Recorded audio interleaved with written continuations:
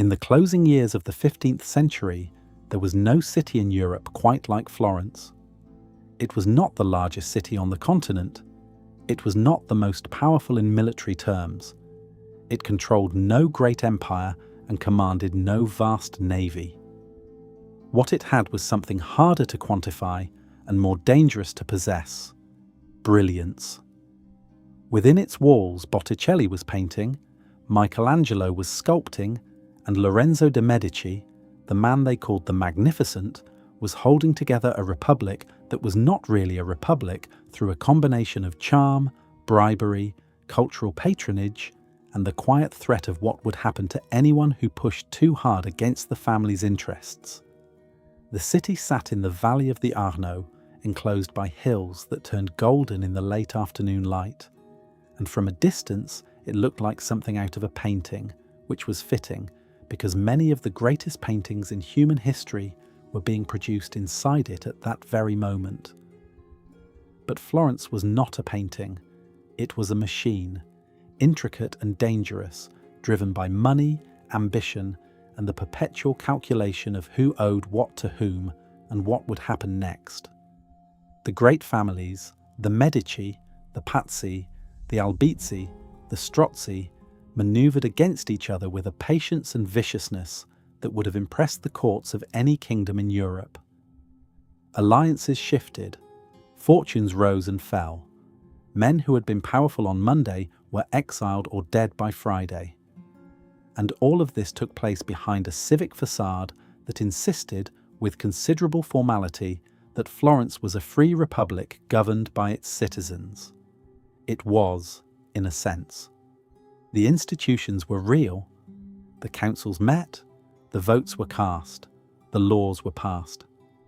But everyone understood that the real power lay elsewhere, in the private conversations, the financial arrangements, the networks of loyalty and obligation that the Medici had been weaving through Florentine society for generations. This was the world into which Niccolo Machiavelli was born on the 3rd of May, 1469, and it was the world that would teach him everything he knew about how power actually works. His family was old but not wealthy.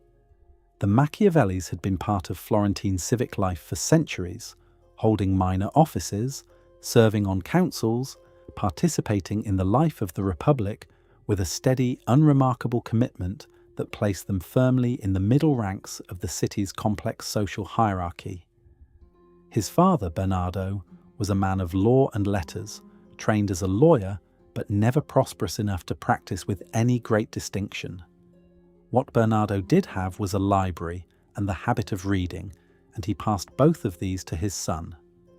The household was modest. There was never much money. But there were books, and in a city where books were becoming the currency of a new kind of power, the power of ideas, this mattered more than it might have seemed. The young Machiavelli received a humanist education, the standard curriculum of the Florentine middle class. Latin, rhetoric, history, the classics of Rome and Greece. He read Livy and Cicero and Thucydides. He learned to write prose that was clear, sharp, and built for persuasion rather than decoration. He absorbed the lesson that every educated Florentine absorbed, that the Roman Republic was the great model of civic life, the standard against which all political arrangements should be measured. But he also absorbed something else, something that came not from books, but from growing up in a city where the gap between what people said and what people did was the most obvious fact of public life. He learned to watch. He learned to notice the distance between the official story and the actual story. And he learned, long before he had any philosophical framework for understanding it, that the way the world is supposed to work and the way it actually works are two very different things.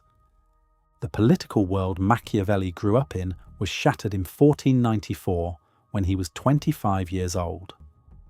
Lorenzo de' Medici had died 2 years earlier, and his son Piero, who lacked his father's intelligence and political instincts, had inherited the family's position without inheriting the ability to hold it.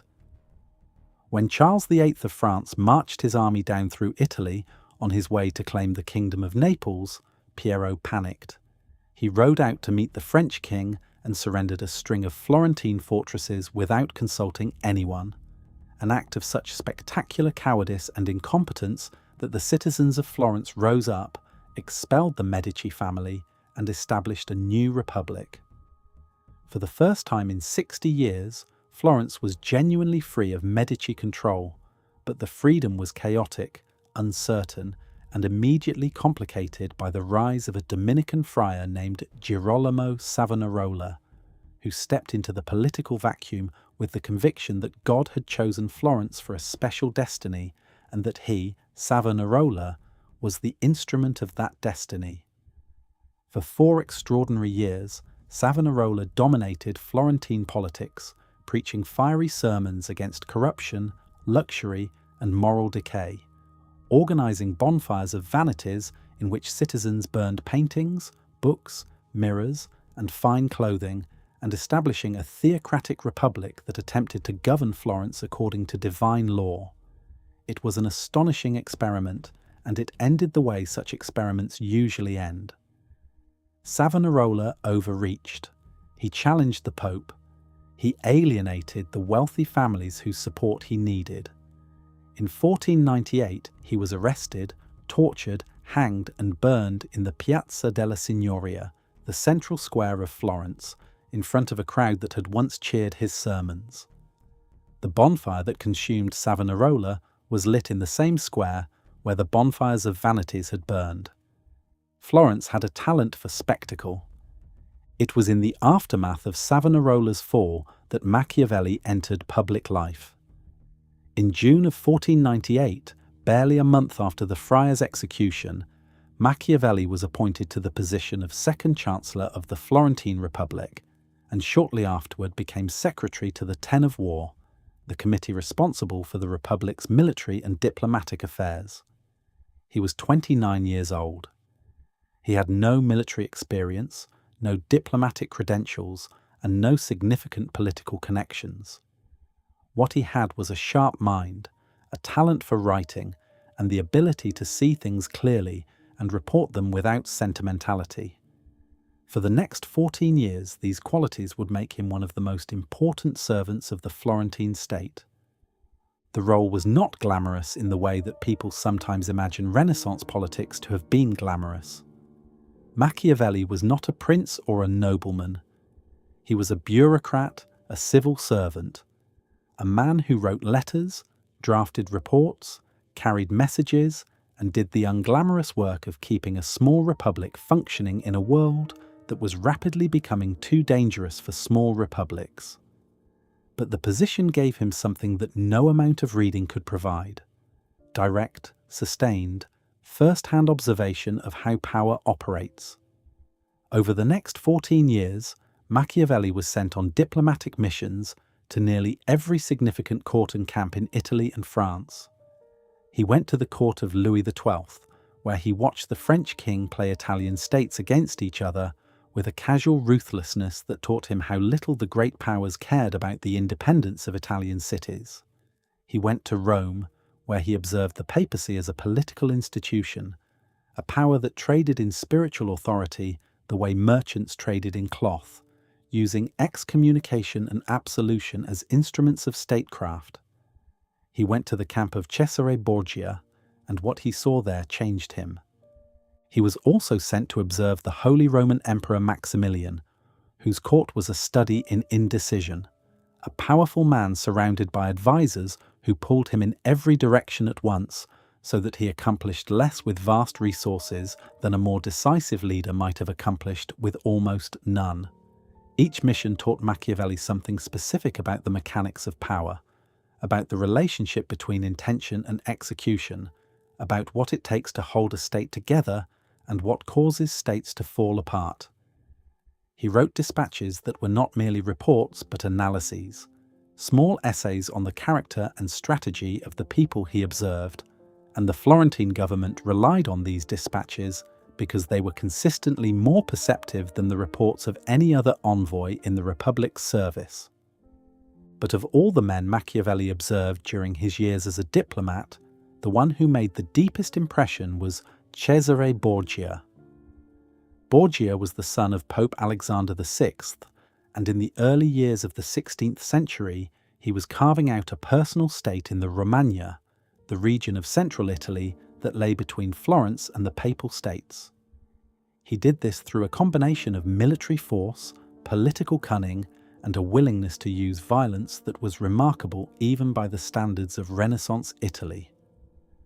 Machiavelli was sent to Borgia's court as a Florentine envoy in 1502, and the dispatches he sent back to Florence are among the most extraordinary documents of the period. They are precise, observant, and utterly unsentimental. Machiavelli watched Borgia operate the way a naturalist watches a predator, with a fascination that was partly professional and partly something deeper, a recognition that he was seeing something important about the nature of political action. Borgia was not a good man by any conventional measure. He was ruthless, deceptive, and willing to eliminate anyone who stood in his way. But he was effective. He took a region that had been divided among petty lords and warring factions and imposed order on it. He chose capable subordinates and gave them the authority to act. When those subordinates became too powerful or too hated, he removed them with a decisiveness that left no room for ambiguity. Machiavelli watched all of this, and he did not look away. He did not moralize about it. He tried to understand it, to see the logic behind the actions, to grasp what made Borgia successful where so many others had failed. There is a famous passage in one of Machiavelli's dispatches from Borgia's court at Imola. Borgia had just learned that several of his captains were conspiring against him. A lesser man might have panicked, or retaliated immediately, or tried to negotiate from a position of obvious weakness. Borgia did none of these things. He waited. He let the conspirators think they had time. He feigned reconciliation. And then at Sinigaglia, on the last day of December 1502, he invited the conspirators to a meeting, had them seized, and had 2 of them strangled that same night. Machiavelli was there. He watched it happen. And when he wrote about it, there was no horror in his prose, no moral outrage, only the precise observation of a man recording how a political problem was solved. This was the education that no university could provide. In the courts and camps of Italy and France, Machiavelli learned the lesson that would become the foundation of everything he later wrote: that the world of politics operates by rules that are different from the rules of private morality, and that anyone who refuses to learn these rules will be destroyed by those who have. He learned it not from books, but from watching. He watched capable men fail because they were too trusting. He watched ruthless men succeed because they understood that others would not play by the rules and planned accordingly. He watched republics fall because their leaders could not bring themselves to do what was necessary, and he watched tyrants hold power because they could. He saw, with a clarity that was both a gift and a burden, that the world does not arrange itself according to our moral preferences, and that the gap between how people should behave and how they actually behave is not a flaw in human nature that can be corrected, but a permanent feature of political life that must be understood and accounted for. Meanwhile, the republic he served was living on borrowed time. Florence was a small state surrounded by great powers.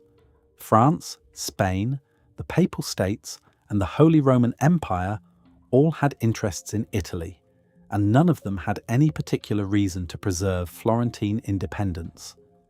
The Republic's leader, Piero Soderini, who had been elected Gonfaloniere for life in 1502, was a decent man, well-intentioned and honest, but he lacked the hardness that the situation required. Machiavelli knew this. He wrote about it with a frustration that was almost painful, the frustration of a man who could see what needed to be done, but lacked the power to do it. One of his most significant practical achievements during these years was the creation of a citizen militia, a Florentine army recruited from the city's own territory, rather than composed of mercenaries, whom Machiavelli despised for their unreliability and their tendency to fight for whoever paid the most. The militia was Machiavelli's great project, his attempt to give the Republic the military capacity it needed to defend itself.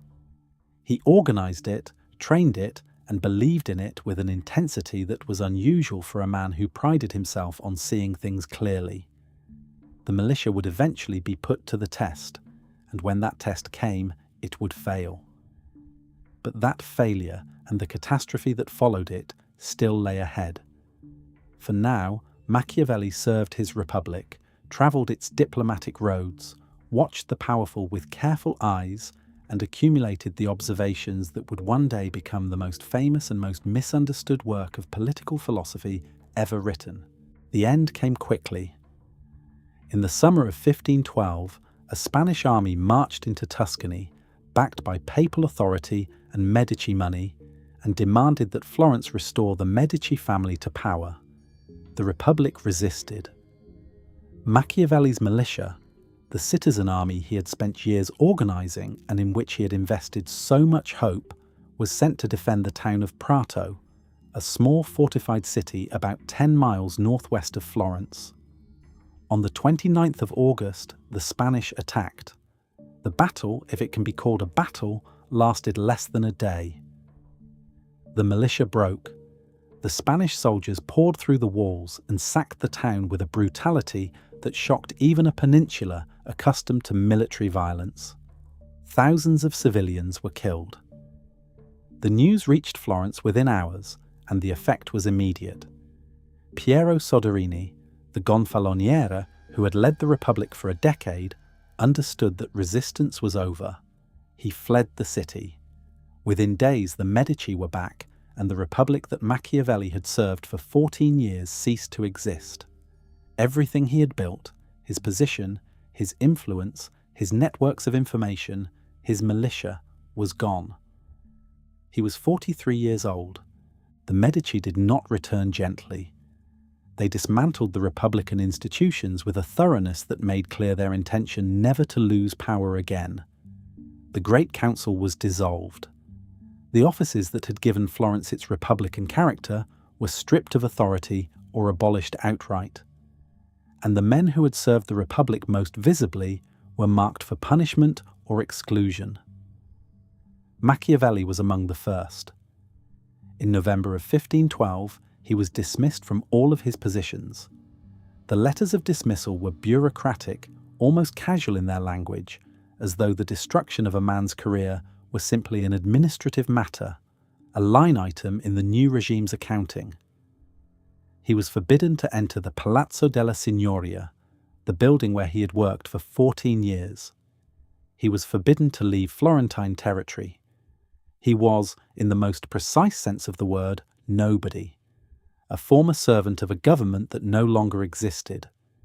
Then it got worse. In February of 1513, a conspiracy against the Medici was discovered.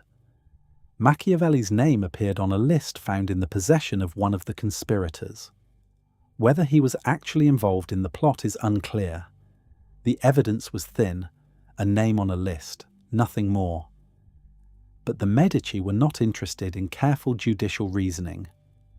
Machiavelli was arrested, taken to the Bargello, the fortress that served as Florence's prison, and subjected to the strappado. The strappado was a torture method in which the prisoner's hands were tied behind his back. A rope was attached to his wrists, and he was hoisted into the air by that rope so that the full weight of his body hung from his twisted shoulders. The pain was extraordinary. The damage to the joints was often permanent.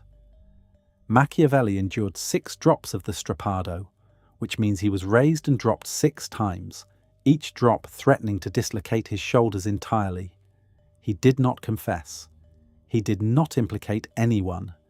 He maintained under conditions that would have broken most men that he knew nothing about the conspiracy. Eventually, perhaps because the evidence against him was so weak, perhaps because the new Pope, Leo X, who was himself a Medici, declared a general amnesty to celebrate his election, Machiavelli was released. He walked out of the Bargello in March of 1513 with his body damaged, his career destroyed, and his future uncertain. He wrote about the experience later with a gallows humour that is characteristic of the man. In a pair of sonnets addressed to Giuliano de' Medici, he described the prison, the lice, the noise of other prisoners, the stench, the heavy clanking of chains and bolts. The tone is wry, almost jaunty, the voice of a man who has decided that if he cannot escape his suffering, he will at least refuse to be solemn about it. But beneath the humour there is something else, a wound that never fully healed. Machiavelli had given the best years of his life to the Florentine Republic, had served it with intelligence and dedication, and the Republic had been unable to protect either itself or him. The experience confirmed something he had already begun to suspect from his years of diplomatic observation, that loyalty, service, and good intentions are no guarantee of anything. The world does not keep its promises. A man can do everything right and still lose everything. He went home. Home was now a small farm at Sant'Andrea in Percasina, a modest property about 7 miles south of Florence, in the low hills that rise gently from the Arno Valley toward the ridgeline of the Chianti. It was not an estate. It was a working farm with a tavern attached to it, and the life it offered was as far from the diplomatic courts of Europe as anything Machiavelli could have imagined for himself. The landscape was beautiful in the way that the Tuscan countryside is always beautiful. Rolling hills covered in olive groves and vineyards, the light shifting from gold to violet in the late afternoon, the distant outline of Florence visible on clear days like something remembered from a former life. But beauty was not what Machiavelli wanted. He wanted to matter. He wanted to be in the room where decisions were made, where the letters arrived from foreign courts and the dispatches went out to ambassadors, and the fate of the Republic was argued over by men who had the power to act on their conclusions. Instead, he was watching woodcutters and arguing with his neighbours, and feeling, with every passing month, that the knowledge he had spent 14 years accumulating was rotting inside him like fruit that no one would pick. The letters he wrote during this period are among the most revealing documents we have. They are funny, bitter, vulgar, self-pitying, brilliant, and desperate in roughly equal measure. He wrote to Vittori about politics, about women, about the news from Rome, about his own misery. He told crude jokes and then pivoted without warning into analyses of European power politics that were sharper and more penetrating than anything the professional diplomats in Rome were producing. The contrast is painful. Here was a man whose mind never stopped working on the problems of statecraft, who could not stop thinking about what the Pope would do next, or how the balance of power between France and Spain would shift, and who had absolutely no ability to influence any of it. He was an audience of one, watching the great drama of Italian politics from the cheap seats, shouting advice that no one on stage could hear. And it was here, in this condition of enforced irrelevance, that he wrote the most famous letter in the history of political thought. The letter is dated December 10th, 1513, and it was addressed to Francesco Vettori, a friend and former colleague who had managed to maintain his position under the new Medici government and was now serving as Florentine ambassador to the papal court in Rome. The letter describes a day in Machiavelli's life at Sant'Andrea, and it is one of the most vivid and most human documents of the Renaissance. He wakes early and goes to a grove of trees on his property where woodcutters are working. He supervises the cutting for a while, then walks to a bird trap he has set, carrying a book under his arm, Dante or Petrarch or one of the minor Latin poets. He reads. He catches birds. He argues with the woodcutters.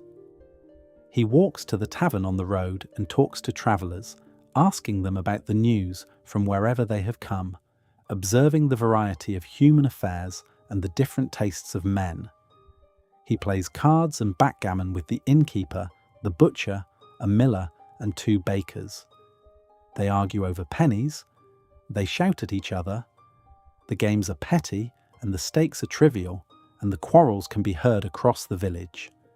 This, Machiavelli tells Vittori, is how he spends his days, sunk in the vulgarity of rural life, covered in the mud of his own insignificance.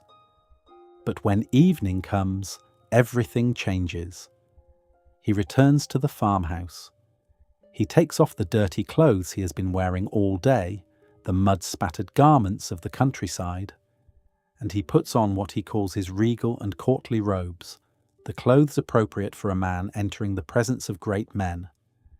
Dressed properly, he enters his study and opens the books of the ancients. He reads Livy, Tacitus, Plutarch, the historians and philosophers of Greece and Rome. And for 4 hours, he tells Vittori, he feels no boredom, he fears no poverty. Death itself does not frighten him. He is entirely absorbed in conversation with the great minds of the past. He asks them questions and they answer. He questions them about the reasons for their actions, and they, out of their humanity, reply.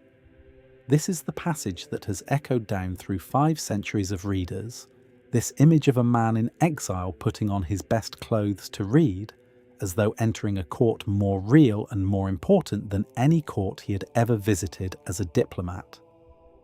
It was during these evening hours, Machiavelli tells Vittori, that he composed a short work on the subject of principalities, what they are, what kinds exist, how they are acquired, how they are maintained, and why they are lost.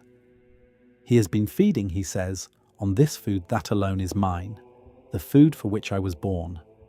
The work he describes is the book we know as The Prince. He wrote it quickly, probably in the second half of 1513, in a sustained burst of creative energy that drew on everything he had seen and learned during his 14 years of diplomatic service. It was not a work of detached scholarship.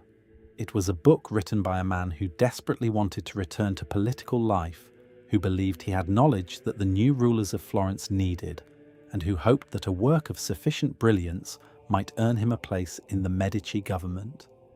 He dedicated it to Lorenzo de' Medici, the grandson of the Magnificent, who was the effective ruler of Florence under the family's restored regime. The dedication is almost painfully humble, the offering of a man who has nothing left to offer except his understanding of how the world works. Lorenzo never responded.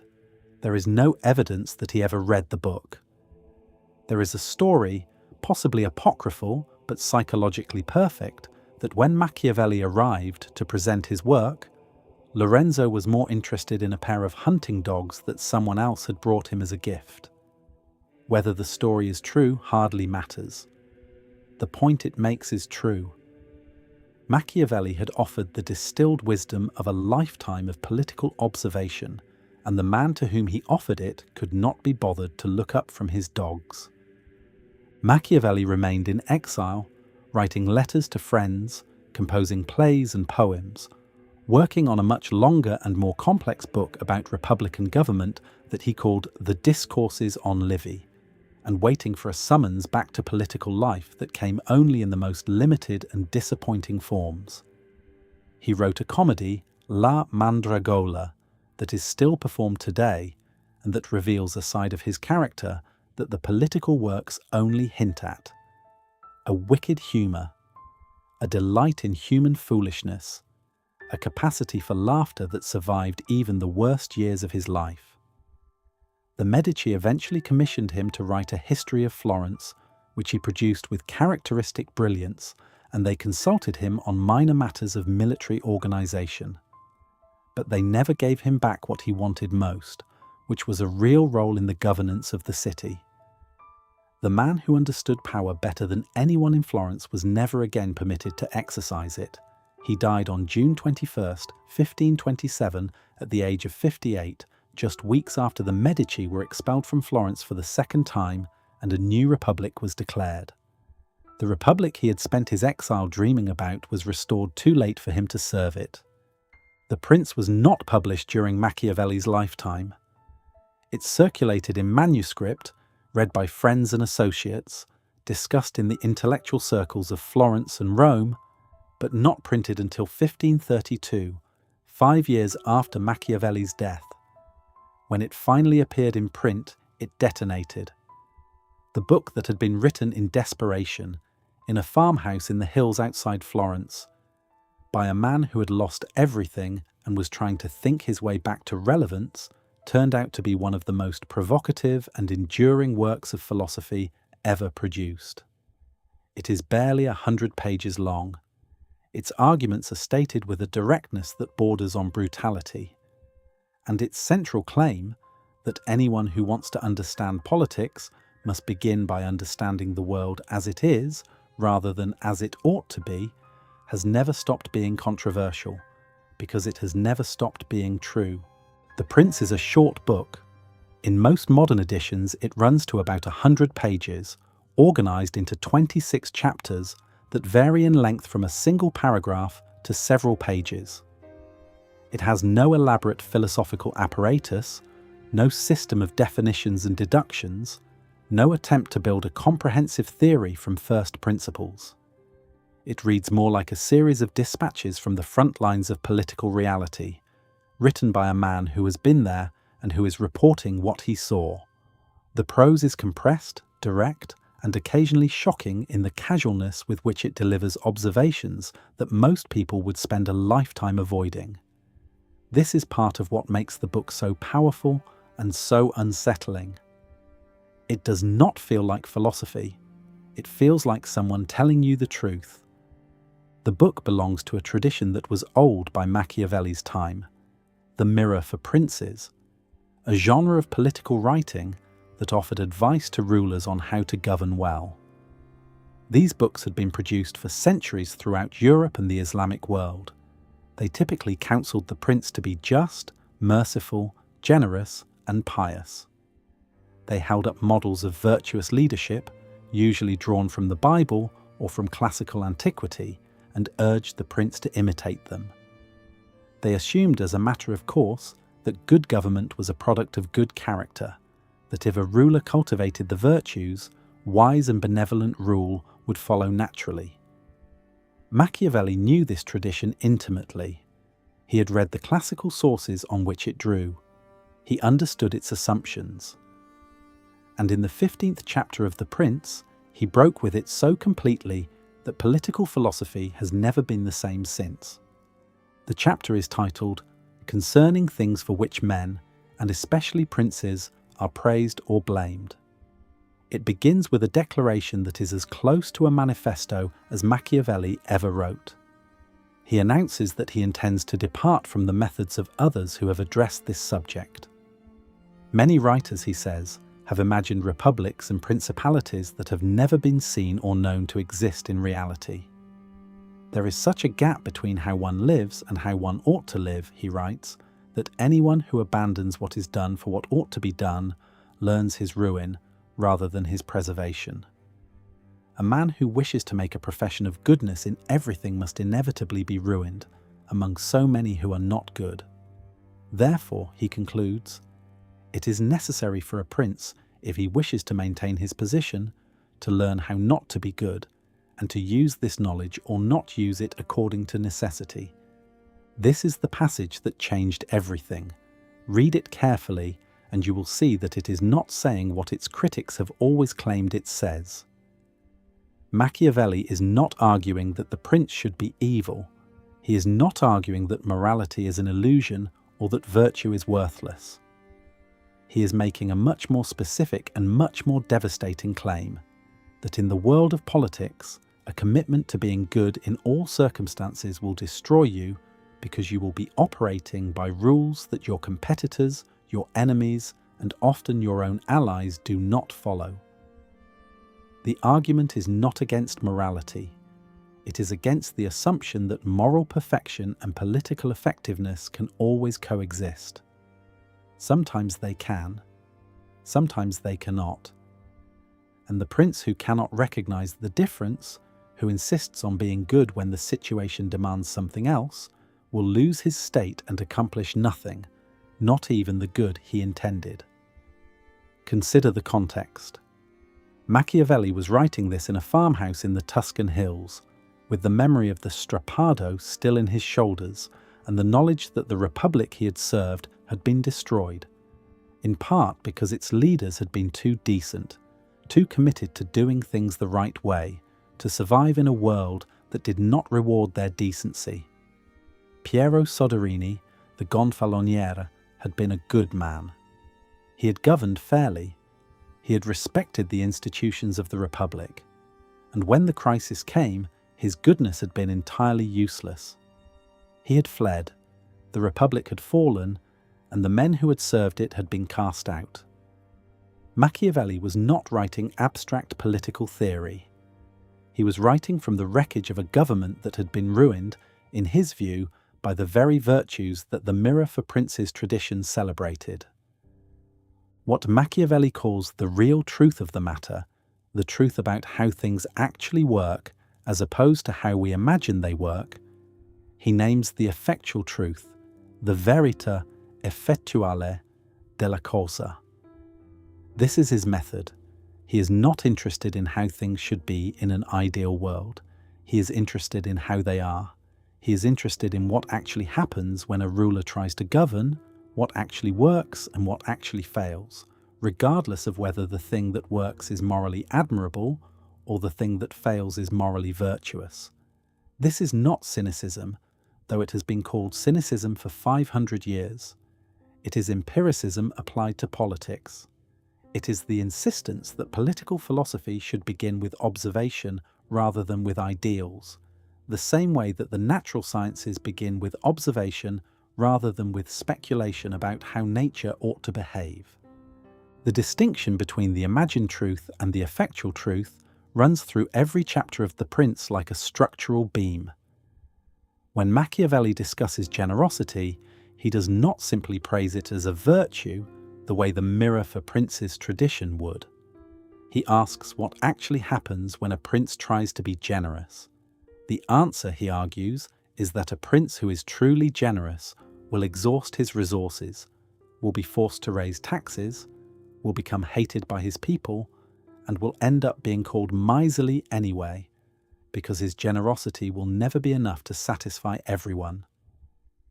Meanwhile, a prince who is careful with his resources, who is called miserly at first, will over time discover that his prudence allows him to defend his state, undertake great enterprises without burdening his subjects, and be genuinely generous to those who need it. The prince who tries to appear generous ends up impoverished. The prince who accepts the reputation for meanness ends up with the resources to be truly effective. The imagined truth says generosity is a virtue. The effectual truth says that in politics, unchecked generosity is a path to ruin. The same logic applies to Machiavelli's most infamous discussion, the question of whether it is better to be loved or feared. The question itself is ancient, debated by political thinkers long before Machiavelli took it up. His answer is characteristically direct. It would be best to be both loved and feared, but since the two rarely coincide, it is much safer to be feared than loved. The reasoning is precise. Love is maintained by a bond of obligation, and because men are wretched creatures who break their bonds of obligation whenever it serves their interest, love is an unreliable foundation for political power. Fear is maintained by the dread of punishment, which, as Machiavelli puts it, never abandons you. A prince who relies on being loved relies on the goodness of others. A prince who is feared relies on his own strength. Machiavelli is not saying that fear is morally superior to love. He is saying that in a world where people do not always keep their promises, fear is a more reliable instrument of political stability than love. The argument is about reliability, not about moral worth. But Machiavelli is careful to distinguish between being feared and being hated. A prince should be feared, he argues, but he must above all avoid being hated. Fear secures obedience. Hatred inspires rebellion. The prince who takes his subjects' property and their women will be hated. The prince who is severe but just, who punishes when necessary but does not plunder, who maintains order without cruelty for its own sake, can be feared without being hated. This distinction is crucial, and it is often missed by readers who stop at the famous question and do not follow Machiavelli's argument to its completion. The advice is not simply be feared, it is be feared rather than loved, if you must choose, but never be hated. The calculus is more nuanced than the reputation suggests. What makes the prince so powerful is not any single argument, but the relentless consistency of its method.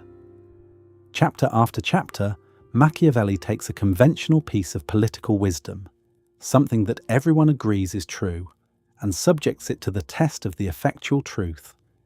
Is it good to keep your promises? In general, yes. But a prince who always keeps his promises will be exploited by those who do not. Is it good to be merciful? Of course. But a prince whose mercy allows disorder to flourish does more harm than a prince who uses a few exemplary acts of severity to maintain peace. Is it good to be honest? Certainly. But a prince who cannot dissemble when necessary will be transparent to his enemies, who will use his honesty against him. In every case, Machiavelli's argument has the same structure. Here is what we wish were true, here is what is actually true, and here is what a responsible prince must do given the gap between the two. The argument is always about the gap between ideal and reality, between how we want the world to work and how it actually works, between the morality we profess and the morality we practice. This gap is, for Machiavelli, the fundamental fact of political life. Anyone who ignores it will fail. Anyone who pretends it does not exist is either a fool or a hypocrite. And anyone who has the courage to look at it directly, to see it for what it is, has taken the first step toward understanding what it actually means to govern. We might notice that Machiavelli draws his examples not from imaginary scenarios, but from specific rulers he had observed or read about. When he discusses the failure of generosity, he is thinking of specific Italian princes whose lavish spending left them vulnerable. When he discusses the advantages of being feared, he is thinking of Cesare Borgia, who had maintained order in the Romagna through a combination of severity and calculation that Machiavelli had witnessed personally. When he discusses the dangers of excessive mercy, he is thinking of Florence itself, of the Florentine tendency to forgive enemies who then return to cause further harm. The Prince is a philosophical work, but its philosophy grows directly from observation. Every general principle is anchored in a particular case, and the cases come from Machiavelli's own experience of Italian politics or from his reading of ancient history. This is what gives the book its weight. It is not a man speculating about how politics might work. It is a man reporting on how politics does work, based on evidence he has gathered with his own eyes and his own understanding. There is something liberating about this, and something deeply uncomfortable. The liberation comes from the honesty. Most political discourse, in Machiavelli's time and in ours, operates by pretending that the gap does not exist, that political leaders can be perfectly moral and perfectly effective at the same time, that there is never a real conflict between doing what is right and doing what works. Machiavelli refuses to pretend. He says out loud what most people know but will not say, that political life involves compromises, trade-offs, and choices that cannot be resolved by appealing to simple moral principles. The discomfort comes from the implications. If Machiavelli is right, if the gap between moral ideals and political reality is permanent and unbridgeable, then what happens to our moral certainties? What happens to the idea that good people make good leaders? What happens to the assumption that the universe, in some fundamental way, is on the side of the righteous? These are the questions that the prince asks, not by posing them directly, but by describing a world in which the answers are obvious and disturbing. The righteous do not always prevail. The good are not always rewarded. The universe is not a moral accountant keeping a ledger that balances in the end. And the prince who wishes to hold his state, who wishes to protect his people, who wishes to accomplish anything at all in the world of political action, must learn how not to be good. Not because goodness is worthless, but because a commitment to goodness that refuses to recognize the conditions under which goodness operates is not virtue. It is naivety. And naivety, in the world Machiavelli describes, gets people killed. This is the argument that made Machiavelli famous. It is also the argument that made him hated, but before we consider its reception and its legacy, we need to understand the specific strategies and concepts through which Machiavelli developed this insight into a comprehensive vision of political action. The effectual truth is the foundation. What Machiavelli built on that foundation is the subject of what follows. In the 18th chapter of The Prince, Machiavelli introduces an image that has become one of the most famous in all of political philosophy. A prince, he writes, must know how to fight in two ways, by law and by force. The first way is proper to men, the second is proper to beasts. But since the first is often insufficient, a prince must have recourse to the second. Therefore, he must know how to make good use of both the beast and the man. The ancient writers, Machiavelli says, taught this lesson allegorically when they wrote that Achilles and other heroes were raised by Chiron the centaur, a creature who was half man and half beast. The meaning is clear.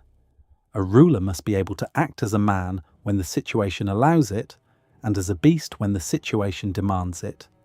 And when he acts as a beast, he must be both fox and lion. The lion cannot protect himself from traps. The fox cannot protect himself from wolves. Therefore, the prince must be a fox to recognize traps and a lion to frighten wolves. The image is borrowed. Cicero used it. So did other classical writers. But Machiavelli does something with it that none of his predecessors had done. He turns it into a systematic analysis of the two fundamental modes of political action, force and fraud. The lion represents force, the capacity to overpower, to intimidate, to impose your will through strength. The fox represents cunning, the capacity to deceive, to maneuver, to achieve your goals through indirection and manipulation. Neither alone is sufficient. A ruler who relies only on force will eventually encounter a situation where force is useless, a trap that strength cannot break. A ruler who relies only on cunning will eventually encounter an enemy who can only be stopped by strength. The effective prince must be able to move between these two modes, deploying each as the situation requires, with a fluidity that makes it impossible for his enemies to predict what he will do next. This is a deeply unsettling argument, and Machiavelli knows it. He acknowledges that what he is describing would be considered dishonourable by the standards of conventional morality. A man who deceives, who breaks his word, who uses cunning where honest dealing would be expected, is not a good man by any ordinary definition. Machiavelli does not dispute this. He simply observes that the princes who have accomplished great things in history are the ones who have known how to manipulate men through cunning, and that they have overcome those who have relied on honest dealing. Everyone sees what you appear to be, he writes. Few feel what you are, and those few dare not oppose the opinion of the many who have the majesty of the state to defend them. In the actions of all men, and especially of princes, where there is no court of appeal, one looks to the result. If a prince succeeds in establishing and maintaining his state, the means will always be judged honourable and praised by everyone. The vulgar are always taken in by the appearance and the outcome of a thing, and in the world there is nothing but the vulgar. The cynicism of this passage is undeniable. But it is a cynicism grounded in observation, not in malice. Machiavelli is not celebrating the fact that people are easily deceived. He is describing it. He is pointing out that in the real world, the world of the effectual truth, people judge their leaders by results, not by methods. A leader who achieves peace and prosperity through questionable means will be praised. a leader who maintains perfect moral integrity while his state collapses around him will be remembered as a failure, if he is remembered at all. This is not how we want the world to work, but it is how it works, and Machiavelli characteristically refuses to look away. There is a particular kind of intelligence at work here, and it is worth pausing to name it. Machiavelli is not describing a set of rules that can be followed mechanically. He is describing a way of seeing, a habit of mind that looks past the surface of political events to the underlying dynamics that drive them. When most people look at a political situation, they see the official story, the treaties, the declarations, the public justifications for action. Machiavelli sees the actual story, who benefits, who is threatened, what pressures are being applied behind the scenes, what each actor truly wants as opposed to what they say they want. This is the vision of the fox, the ability to detect traps, to see through deception, to understand that what is presented as generosity may be a calculation, and what is presented as aggression may be a bluff. It is a deeply unsentimental way of looking at the world, and it requires a willingness to set aside your own preferences about how things should be in order to see how they actually are. The concrete example that dominates this section of The Prince is Cesare Borgia, the figure who had fascinated Machiavelli since his diplomatic mission to Borgia's court in 1502. Borgia is, in many ways, Machiavelli's ideal prince, not because he was a good man, he was not, but because he exemplified the combination of force and cunning, of lion and fox, that Machiavelli believed was necessary for political success. Borgia's conquest of the Romagna provides the most detailed case study in the entire book. When Borgia arrived in the Romagna, the region was governed by a collection of petty lords whose incompetence and rapacity had left the population in a state of lawlessness and disorder. Borgia needed to establish order quickly. He chose a lieutenant named Ramiro de Orco, a man of exceptional cruelty and efficiency, and gave him full authority to pacify the region by whatever means necessary. Ramiro did his job with a thoroughness that left the Romagna subdued but resentful. The population feared Ramiro, hated him, and by extension was beginning to hate the authority that had sent him. This is where Borgia showed the quality that Machiavelli most admired. He recognized that Ramiro had served his purpose and was now a liability. The people's hatred of Ramiro threatened to become hatred of Borgia himself, and hatred, as Machiavelli argues elsewhere in The Prince, is the one thing a ruler must avoid above all. So Borgia arranged a spectacle. One morning, the people of Cesena woke to find Ramiro's body in the public square, cut in two, with a bloody knife and a block of wood beside it. The message was unmistakable. Borgia had punished the man responsible for the harshness, thereby presenting himself as a just ruler who would not tolerate excess, even from his own agents. The cruelty that had been committed in his name was attributed to Ramiro. The justice of punishing that cruelty was attributed to Borgia. It was a masterstroke of political theatre, and Machiavelli describes it with something that reads very much like admiration. Machiavelli's description of the scene in Cesena is one of the most chilling passages in The Prince. He writes that the sight of Ramiro's body left the people both satisfied and stupefied. The word stupefied is precise. They were not merely relieved. They were stunned, overwhelmed by the theatrical power of the act, by its sudden and complete resolution of a political problem that had seemed intractable. Borgia had, in a single stroke, eliminated a subordinate who had become a liability, satisfied the population's desire for justice, and demonstrated that he was a ruler who could be both terrible and merciful, depending on what the moment required.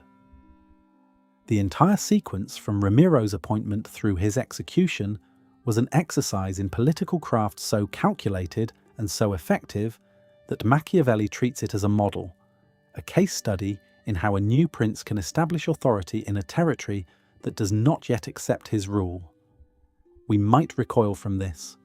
We should recoil from this. A man was cut in half in a public square as part of a political calculation. But Machiavelli's point is not that we should admire Borgia's morality. His point is that we should understand Borgia's effectiveness.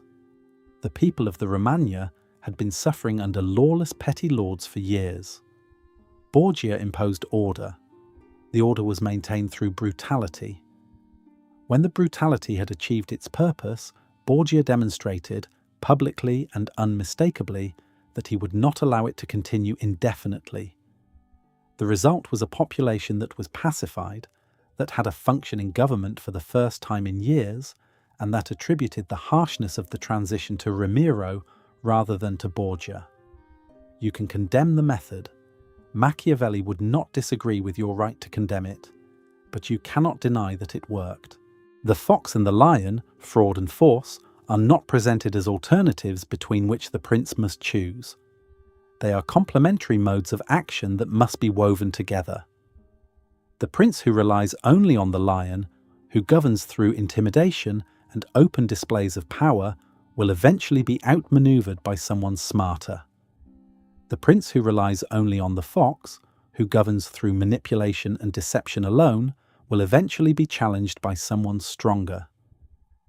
The art, and Machiavelli does think of it as an art, is in knowing when to use each, in reading the situation correctly and responding with the appropriate combination of force and cunning.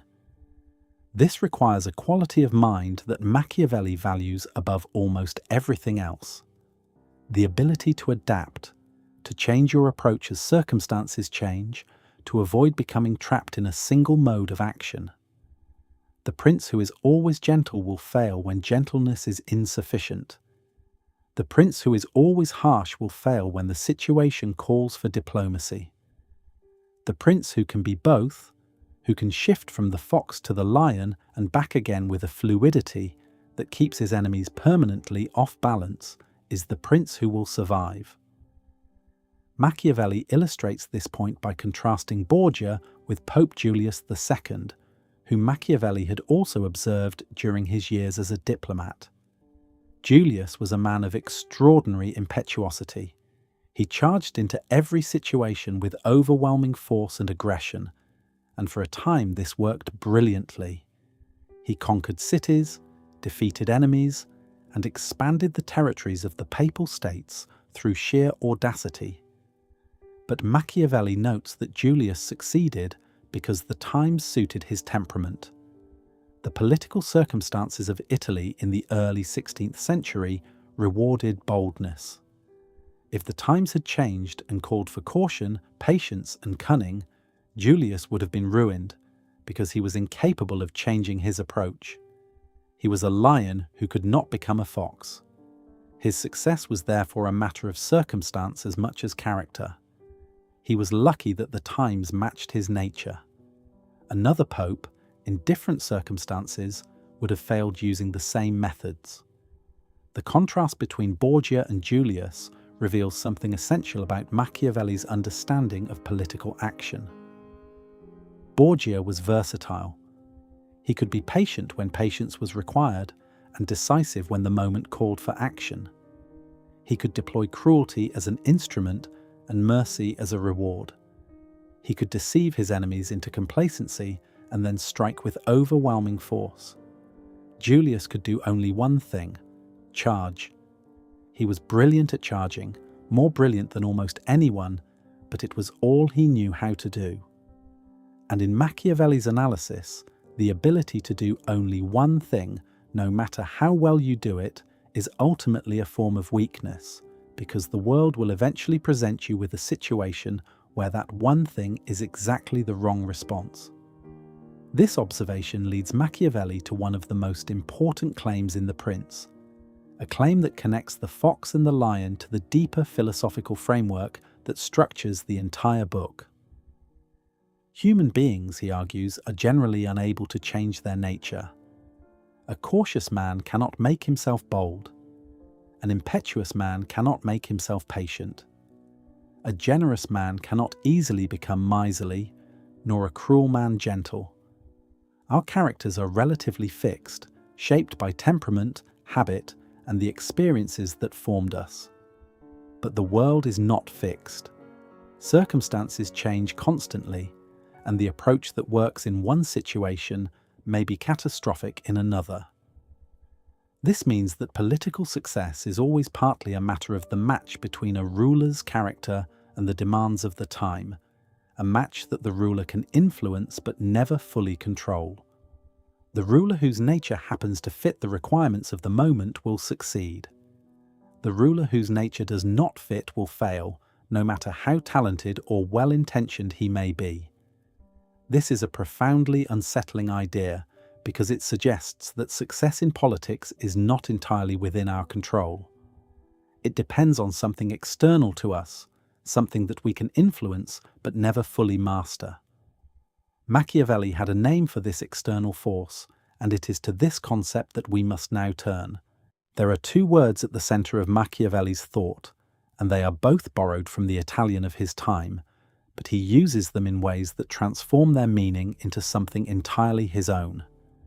The first is the capacity to act effectively in the world, the energy, skill, and adaptability that allow a person to impose their will on circumstances, what Machiavelli calls virtue.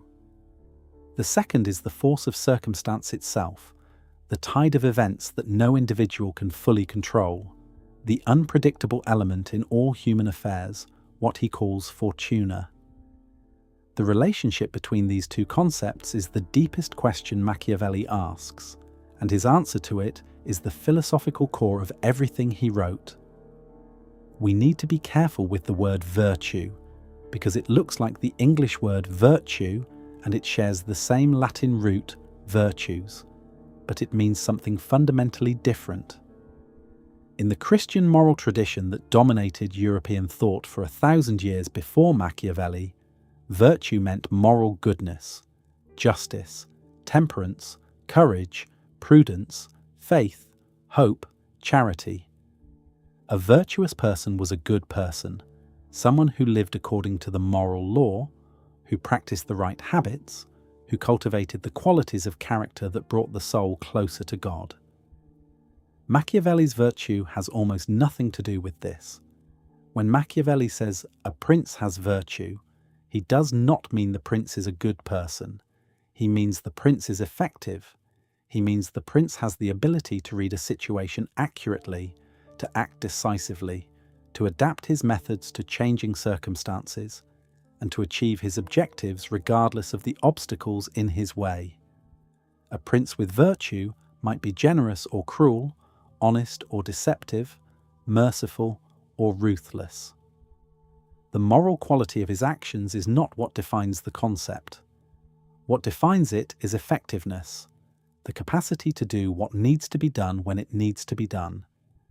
This is a radical redefinition, and it is one of the reasons Machiavelli's thought is so disturbing to readers who come to it from within the Christian moral tradition. For Machiavelli, the quality that makes a political leader admirable is not goodness but competence, not piety but skill, not adherence to moral principles but the ability to achieve results. Cesare Borgia had virtue. He was not a good man, but he was extraordinarily capable, and it was his capability, not his morality, that Machiavelli admired. Piero Soderini, the gonfaloniere of the Florentine Republic, was a good man.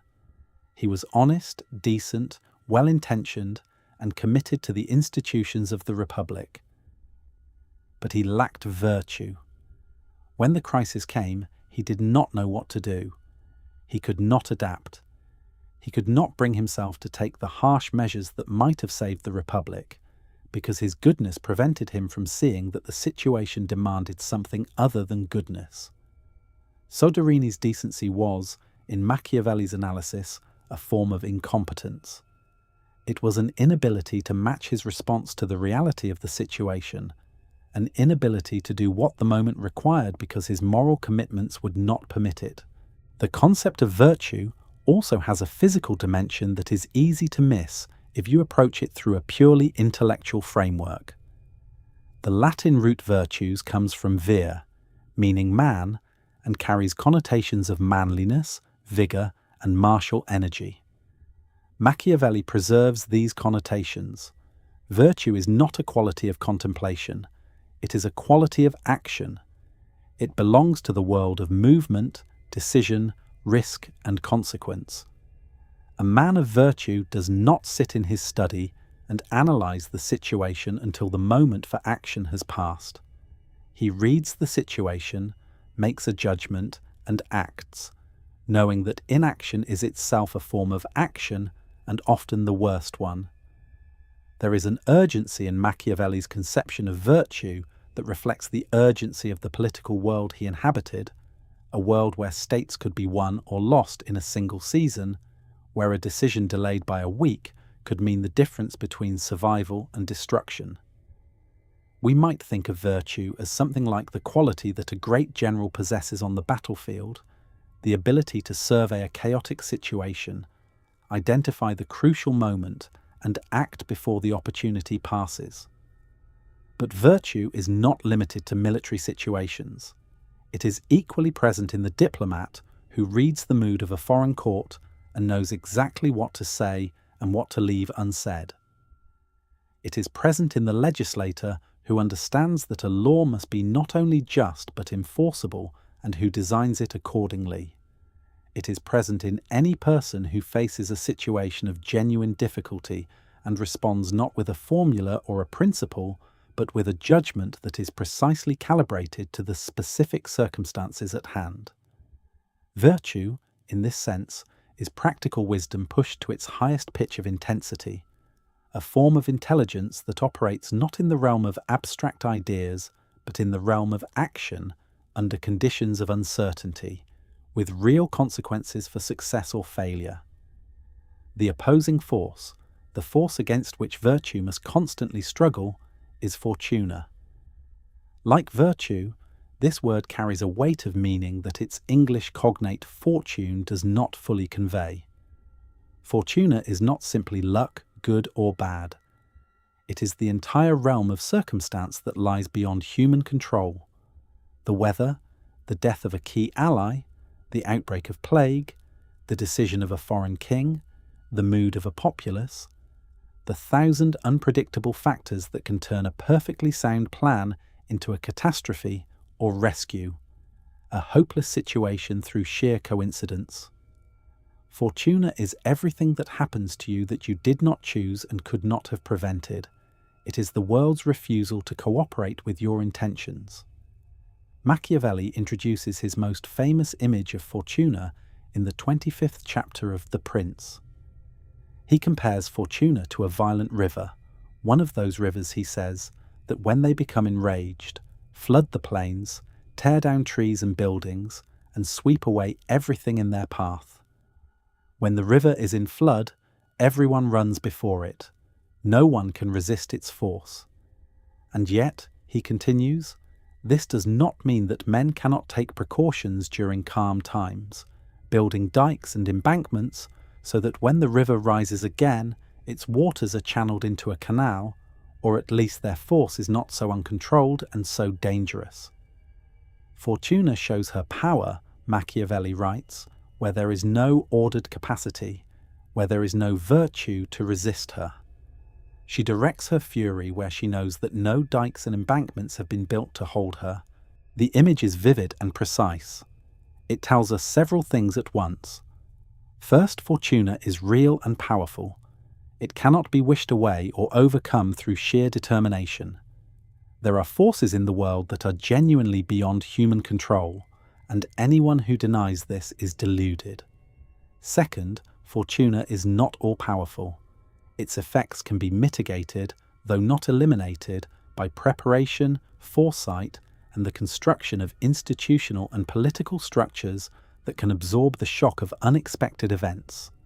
Third, and most importantly, the relationship between virtue and Fortuna is not fixed. It is a contest, an ongoing struggle in which the outcome is never certain. Machiavelli estimates that Fortuna governs about half of human affairs, leaving the other half to the governance of human beings themselves. This is not a scientific calculation. It is a philosophical wager, an expression of the belief that human agency is real but limited, that we can influence the course of events but never fully determine them. The image of the river and the dike tells us something else as well. It tells us that the work of virtue is largely invisible until the crisis arrives. No one notices the dike when the weather is fine. The embankments sit there, unremarkable and unappreciated, doing nothing that anyone can see. It is only when the flood comes that their value becomes apparent, and by then it is too late to build them. This is Machiavelli's argument for constant vigilance, for the kind of preparation that seems unnecessary during times of peace and prosperity, but that becomes the difference between survival and destruction when the crisis finally arrives.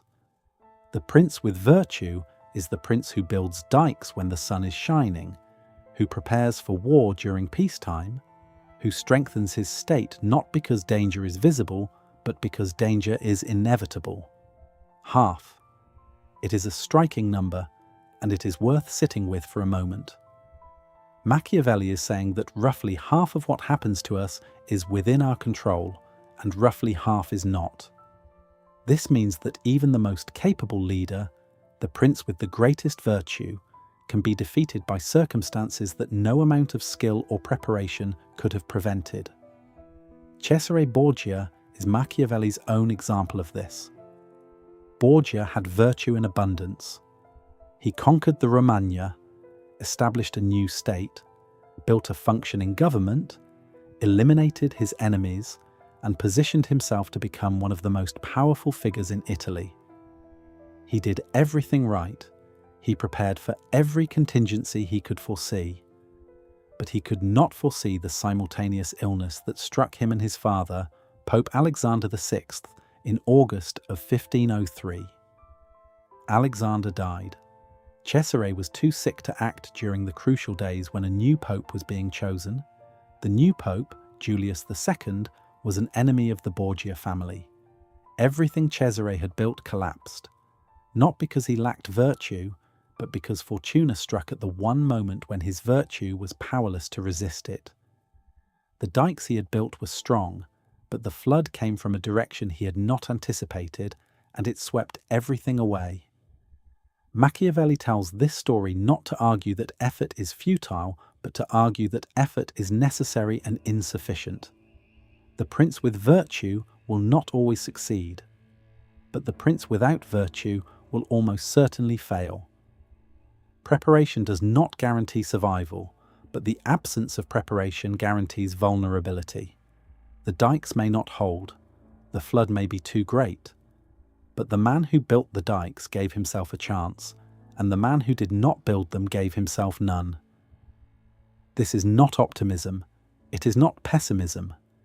It is something more honest than either, a recognition that the world is partly ours to shape and partly beyond our shaping, and that the appropriate response to this condition is not resignation and not hubris, but something in between. A determined, clear-eyed effort to do what we can, while accepting that the outcome is never entirely in our hands. There is an existential dimension to this that goes beyond politics, and it is here that Machiavelli speaks most directly to questions that we still ask today.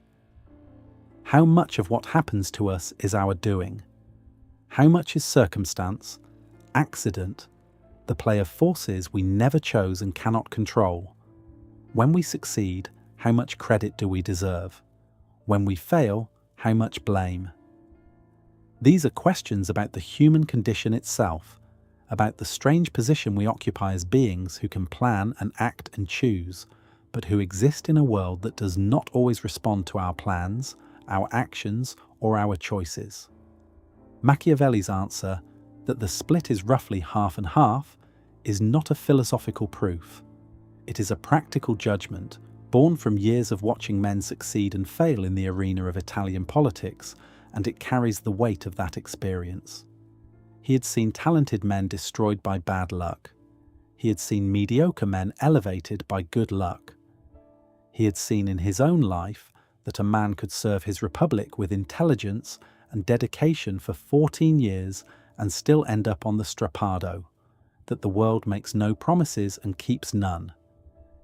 We might notice that Machiavelli's estimate, roughly half, places him at a very specific point on the philosophical spectrum.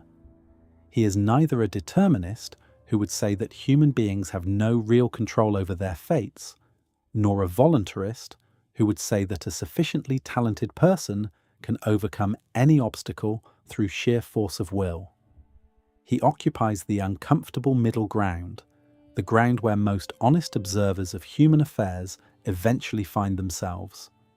We are not powerless, but we are not all-powerful either. We are agents operating in a world that has its own momentum, its own logic, its own indifference to our plans. The appropriate response to this condition is neither passivity nor grandiosity. It is a kind of determined humility, a willingness to do everything within your power while accepting that your power has limits. But the recognition that Fortuna governs half of our affairs is not, for Machiavelli, a counsel of despair. It is a counsel of urgency. Precisely because so much lies beyond our control, it matters enormously what we do with the portion that is within our control. The man who wastes his half, who fails to build the dikes when the weather is calm, who fails to prepare for the crisis he knows is coming, has no one to blame but himself when the flood arrives. Virtue is the refusal to be passive in the face of Fortuna. It is the insistence on acting, on preparing, on doing what can be done, even in the full knowledge that what can be done may not be enough. This is perhaps the most bracing and the most honest thing Machiavelli has to say. It is not a comforting philosophy, but it is a philosophy that takes human beings seriously, that respects our capacity for action without flattering us with the illusion that action is always enough. The 8th chapter of The Prince is the one that most readers find hardest to forgive. It is titled, "Concerning those who have obtained a principality through wickedness," and in it, Machiavelli makes a distinction that sounds, on first hearing, like a contradiction in terms. He distinguishes between cruelty well used and cruelty badly used. The phrasing itself is a provocation. To speak of cruelty as something that can be well used is to violate a moral intuition so deep that most ethical traditions would not even consider it a matter for discussion. Cruelty is wrong. That is supposed to be the end of the conversation. Machiavelli reopens it. Cruelty well used, he writes, can be called that if it is permissible to speak well of evil, which is committed once and for all out of the necessity to secure oneself, and which afterward is not persisted in, but is converted to the greatest possible benefit of the subjects. Cruelty badly used is that which, although being small at the beginning, grows with time rather than being extinguished. The distinction is not between cruelty that is morally justified and cruelty that is not. Machiavelli does not argue that cruelty can be morally justified. He argues that it can be politically effective or politically destructive, and that the difference depends on how it is applied. Cruelty that is applied once decisively to establish security and then not repeated can stabilize a state. The population suffers the shock of the initial violence, but then adjusts, because the violence is not repeated, because normal life resumes, because the cruelty was a means to an end and not an end in itself. Cruelty that increases over time, that becomes a pattern rather than a single decisive act, breeds permanent resentment, destroys trust, and eventually provokes the very rebellion it was intended to prevent. The case study Machiavelli offers for cruelty well used is Agathocles, the tyrant of Syracuse in the 4th century BCE. Agathocles rose from humble origins, the son of a potter, to become one of the most powerful rulers in the Greek world. He achieved this through a combination of military talent and political ruthlessness that was shocking even by the standards of the ancient Mediterranean. When he decided to seize power in Syracuse, He called together the senators and the wealthiest citizens of the city as though for a public meeting, and then had his soldiers kill them all. It was a massacre carried out with premeditation and efficiency. Having eliminated the existing power structure in a single stroke, Agathocles established himself as sole ruler and governed Syracuse with considerable success for decades. He was never overthrown. His position was never seriously challenged from within. The cruelty was terrible. But it was over quickly, it served a specific purpose, and it was not repeated. The population of Syracuse, having survived the initial horror, found themselves living under a stable and relatively competent government, and they adjusted. Machiavelli does something remarkable with this example. He praises Agathocles for his effectiveness, while explicitly denying that Agathocles deserves to be called a man of virtue in the fullest sense. One cannot call it virtue, Machiavelli writes, to kill one's fellow citizens, to betray one's friends, to be without faith, without mercy, without religion. Such methods can win a prince power but not glory. Agathocles was effective. He held his state. But there is a quality that Machiavelli values beyond mere effectiveness, a quality that involves not just success, but the kind of success that earns admiration and endures in memory, and Agathocles does not possess it. The distinction is subtle but important. Machiavelli is not a nihilist. He does not believe that all methods are equal as long as they produce results. He recognizes degrees of political achievement, and the highest degree requires something more than just holding power through fear. This distinction between power and glory, between holding a state and earning the kind of admiration that survives in historical memory, tells us something important about Machiavelli's own values. He admires effectiveness, certainly, but he admires it most when it is combined with a certain grandeur of purpose, a quality of ambition that transforms mere political survival into something larger. The founders of new states, men like Moses, Cyrus, Romulus, and Theseus, whom Machiavelli discusses in the 6th chapter of The Prince, possessed this larger quality. They did not merely seize power, they created something that outlasted them, institutions and laws and ways of life that shaped the civilizations that followed. This is the highest expression of virtue, and it is this, not mere ruthlessness, that Machiavelli holds up as the standard of political greatness. Agathocles held his state. Moses created a people. The distance between them is the distance between competence and genius. But the recognition that cruelty can be politically effective, even if it cannot earn glory, is already enough to make most readers deeply uncomfortable. And the discomfort deepens when we return to Cesare Borgia, because Borgia's use of cruelty in the Romagna is presented not as a case of wickedness, like Agathocles, but as a case of genuine political skill. The difference in Machiavelli's analysis lies in the sophistication of the method. Agathocles used cruelty directly and personally. He killed the senators of Syracuse himself. There was no distance between the ruler and the act. Borgia, by contrast, used cruelty indirectly. He appointed Ramiro de Orco to do the violent work, established a distance between himself and the cruelty, and then publicly punished his own instrument when the cruelty had achieved its purpose. The result was that Borgia got the benefits of the cruelty, and ordered and pacified Romagna, without bearing the full weight of the hatred that the cruelty generated. The hatred fell on Ramiro, the credit fell on Borgia. This is what Machiavelli means by cruelty well used. Not cruelty that is morally acceptable, but cruelty that achieves its political objective without generating the kind of lasting resentment that makes governance impossible. The distinction between Agathocles and Borgia is also a distinction between two kinds of political intelligence. Agathocles solved his problem with brute efficiency. He killed the opposition and ruled by the fact that the opposition was dead. It worked, but it was crude. Borgia solved his problem with a layered strategy that accounted not only for the immediate threat, but for the second-order effects of his response to that threat. He understood that the cruelty needed to pacify the Romagna would generate hatred, and so he built into his plan a mechanism for redirecting that hatred away from himself. He thought 2 moves ahead. He saw not just the problem, but the problem that solving the problem would create, and he addressed both simultaneously.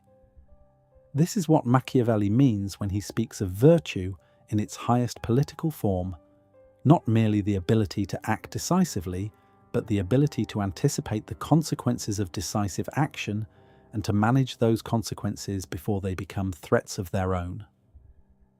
The philosophical claim here is more subtle and more interesting than it first appears.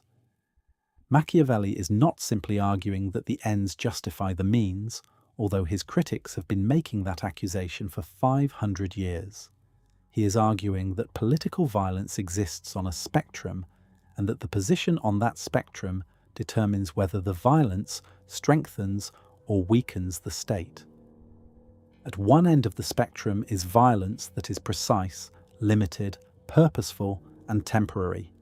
A single decisive act that removes a threat, establishes authority, and then ceases. At the other end is violence that is diffuse, escalating, purposeless, and permanent. The ongoing brutality of a tyrant who rules through fear alone and who must continually increase the level of repression because the population's resentment continually grows. The first kind of violence can serve as a foundation for stable government. The second kind of violence is a disease that eventually destroys the government that practices it. The distinction is not between violence that is moral and violence that is immoral. It is between violence that works and violence that does not. Consider for a moment the people of the Romagna. Before Borgia arrived, they lived under the rule of petty lords who taxed them arbitrarily, administered justice unevenly, and fought among themselves in ways that made ordinary life dangerous and unpredictable. After Borgia's conquest, they lived under a centralized authority that, whatever its origins in violence, provided something that the petty lords never had: a functioning legal system, predictable taxation, and the basic security that allows people to go about their daily business without constant fear. Was the transition brutal? Undeniably. Was the result better for the ordinary inhabitants of the region than what had preceded it? Machiavelli believed it was, and the historical record largely supports his judgment. The Romagna under Borgia's administration was better governed than it had been in generations. This analysis puts Machiavelli in a position that is philosophically fascinating and morally agonizing.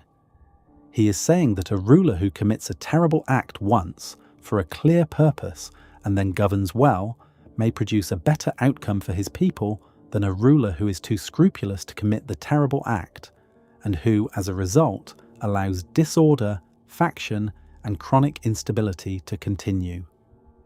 The cruel prince who imposes order may, in the long run, cause less total suffering than the merciful prince who permits chaos. This is a utilitarian argument before the word utilitarianism existed, and it carries all the uncomfortable implications that utilitarian arguments always carry. It asks us to weigh outcomes against principles, consequences against intentions, the suffering of the few against the suffering of the many. It asks us to consider the possibility that in certain situations, moral purity and political responsibility point in different directions, and that a leader who chooses moral purity over political responsibility may be indulging his own conscience at the expense of the people he is supposed to protect. Machiavelli does not resolve this tension. He presents it. He describes the conditions under which cruelty works and the conditions under which it fails, and he leaves the reader to draw conclusions about what this means for the relationship between morality and governance. But the presentation itself is a philosophical act of considerable courage, because it forces us to confront a possibility that most moral and political philosophy is designed to avoid: that the world does not always allow us to be both good and effective, that there are situations in which doing the right thing and doing the responsible thing are not the same, and that the leader who faces such a situation cannot escape the choice by pretending it does not exist. The concept that Machiavelli uses to explain when cruelty becomes necessary is the concept of necessity itself, what he calls necessita. Necessita is not a moral justification. It is a situational description. It refers to the condition in which a ruler's options have narrowed to the point where conventional morality offers no viable path forward, where the choice is not between a good option and a bad option, but between a bad option and a worse one. When the state is threatened, when enemies are at the gates, when internal factions are on the verge of civil war, the ruler faces necessita. In such moments, the rules of normal life do not apply, not because they have been suspended by some higher authority, but because the situation itself has made them irrelevant. The man drowning in a flood does not pause to consider whether grabbing the branch might inconvenience the bird sitting on it. The prince facing necessita does not pause to consider whether the action required to save his state would be considered improper in peacetime. Necessita is, in a sense, the concept that makes all of Machiavelli's most controversial claims possible. It is the hinge between his descriptive analysis of how politics works and the practical advice he offers about how to survive. When times are calm and the state is secure, a prince can afford to be generous, merciful, and honest. Machiavelli does not object to these qualities. He simply notes that they are luxuries of stability, and that when stability collapses, the luxuries must be set aside. The question is always, what does the situation actually require? Not what does morality demand in the abstract, but what does this specific situation, with these specific constraints and these specific dangers, actually require for the preservation of the state and the safety of its people? This is the question Machiavelli asks over and over in different forms throughout The Prince. And it is a question that has no comfortable answer, because it forces us to acknowledge that the world sometimes presents us with choices that cannot be resolved by appealing to the moral principles we learned as children. Sometimes the choices are simply hard, and the hardness cannot be argued away. The prince who understands this, who accepts the existence of necessita without either celebrating it or pretending it does not exist, has taken the first step toward the kind of political wisdom that Machiavelli values most. It is not a comfortable wisdom. It offers no reassurance that doing the right thing will always produce the right outcome, or that the universe is structured in such a way that moral goodness and political success will ultimately coincide. But it is an honest wisdom, and in a world full of dishonesty, that may be worth more than comfort. If The Prince were the only book Machiavelli had written, we would have a dramatically incomplete picture of his thought. The Prince is a treatise on how a single ruler can acquire and maintain power. It deals with principalities, with situations where one person holds authority, with the mechanics of autocratic rule. It is brilliant, disturbing, and profoundly insightful, but it is also, by design, limited in scope. It is not Machiavelli's last word on politics. It is not even, by some accounts, his most important word. The book that reveals the full range of Machiavelli's political imagination, that shows us the Republican thinker behind the advisor to princes, that corrects the caricature of Machiavelli as a teacher of tyrants, is the Discourses on Livy, a much longer, more complex, and in many ways more revolutionary work that he composed during roughly the same period as The Prince, between approximately 1513 and 1519. The Discourses takes the form of a commentary on the first 10 books of Livy's History of Rome. Livy was one of the great historians of antiquity, and his account of the Roman Republic from its founding through the early centuries of its expansion was, for Machiavelli and his contemporaries, the most important source of political wisdom the ancient world had left behind. But the Discourses is not merely a commentary in the way that a modern scholar might annotate an ancient text. It is a sustained and original work of political philosophy that uses Livy's history as a framework for Machiavelli's own arguments about the nature of republics, the conditions under which free government can flourish, and the forces that cause free government to collapse. Where the prince asks how a single ruler should govern, the Discourses asks how a free people can govern themselves. Where the prince deals with the mechanics of power in its most concentrated form, the Discourses deals with the mechanics of liberty. The central claim of the Discourses is that republics are superior to principalities. They are more durable, more adaptable, and ultimately more powerful. A republic, Machiavelli argues, can draw on the talents of many citizens rather than depending on the abilities of a single ruler. When a republic produces a bad leader, its institutions can correct the error.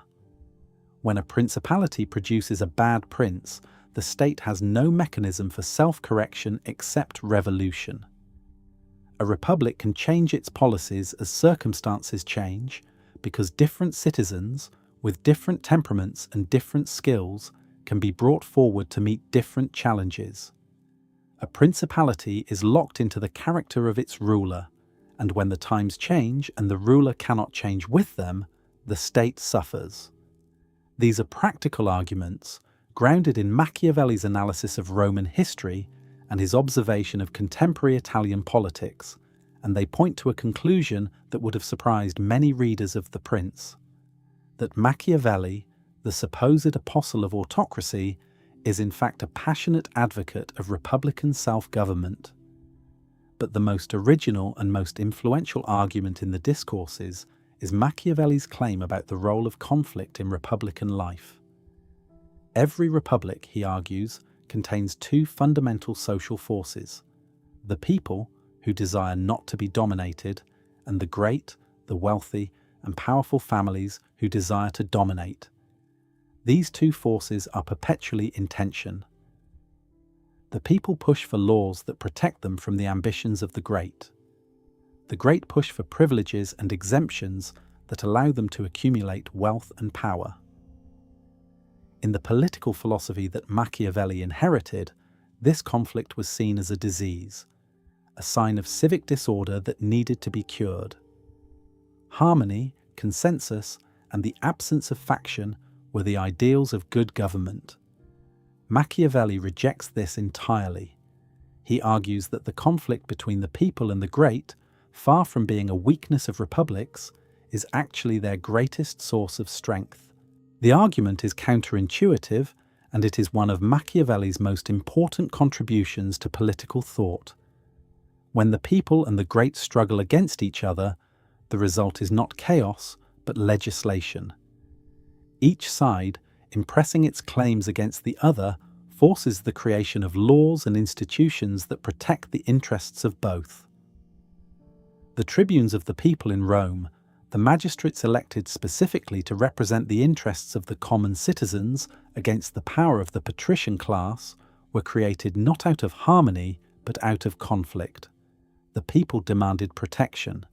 The patricians resisted. The resulting compromise, the establishment of the tribunate, created one of the most important institutions in Roman political life. Without the conflict, there would have been no tribunes. Without the tribunes, the people would have had no institutional voice. And without the institutional voice of the people, Rome would have been an oligarchy rather than a republic, and it would have been far less powerful, far less adaptive, and far less enduring than it actually was. Think about what this means for a moment. Machiavelli is arguing that the thing most political thinkers most feared, open conflict between social classes, was actually the engine that drove the Roman Republic's extraordinary success. Rome conquered the Mediterranean world. It lasted, in its republican form, for nearly 5 centuries. It produced a legal system, a military organization, and a form of civic culture that shaped Western civilization for 2,000 years.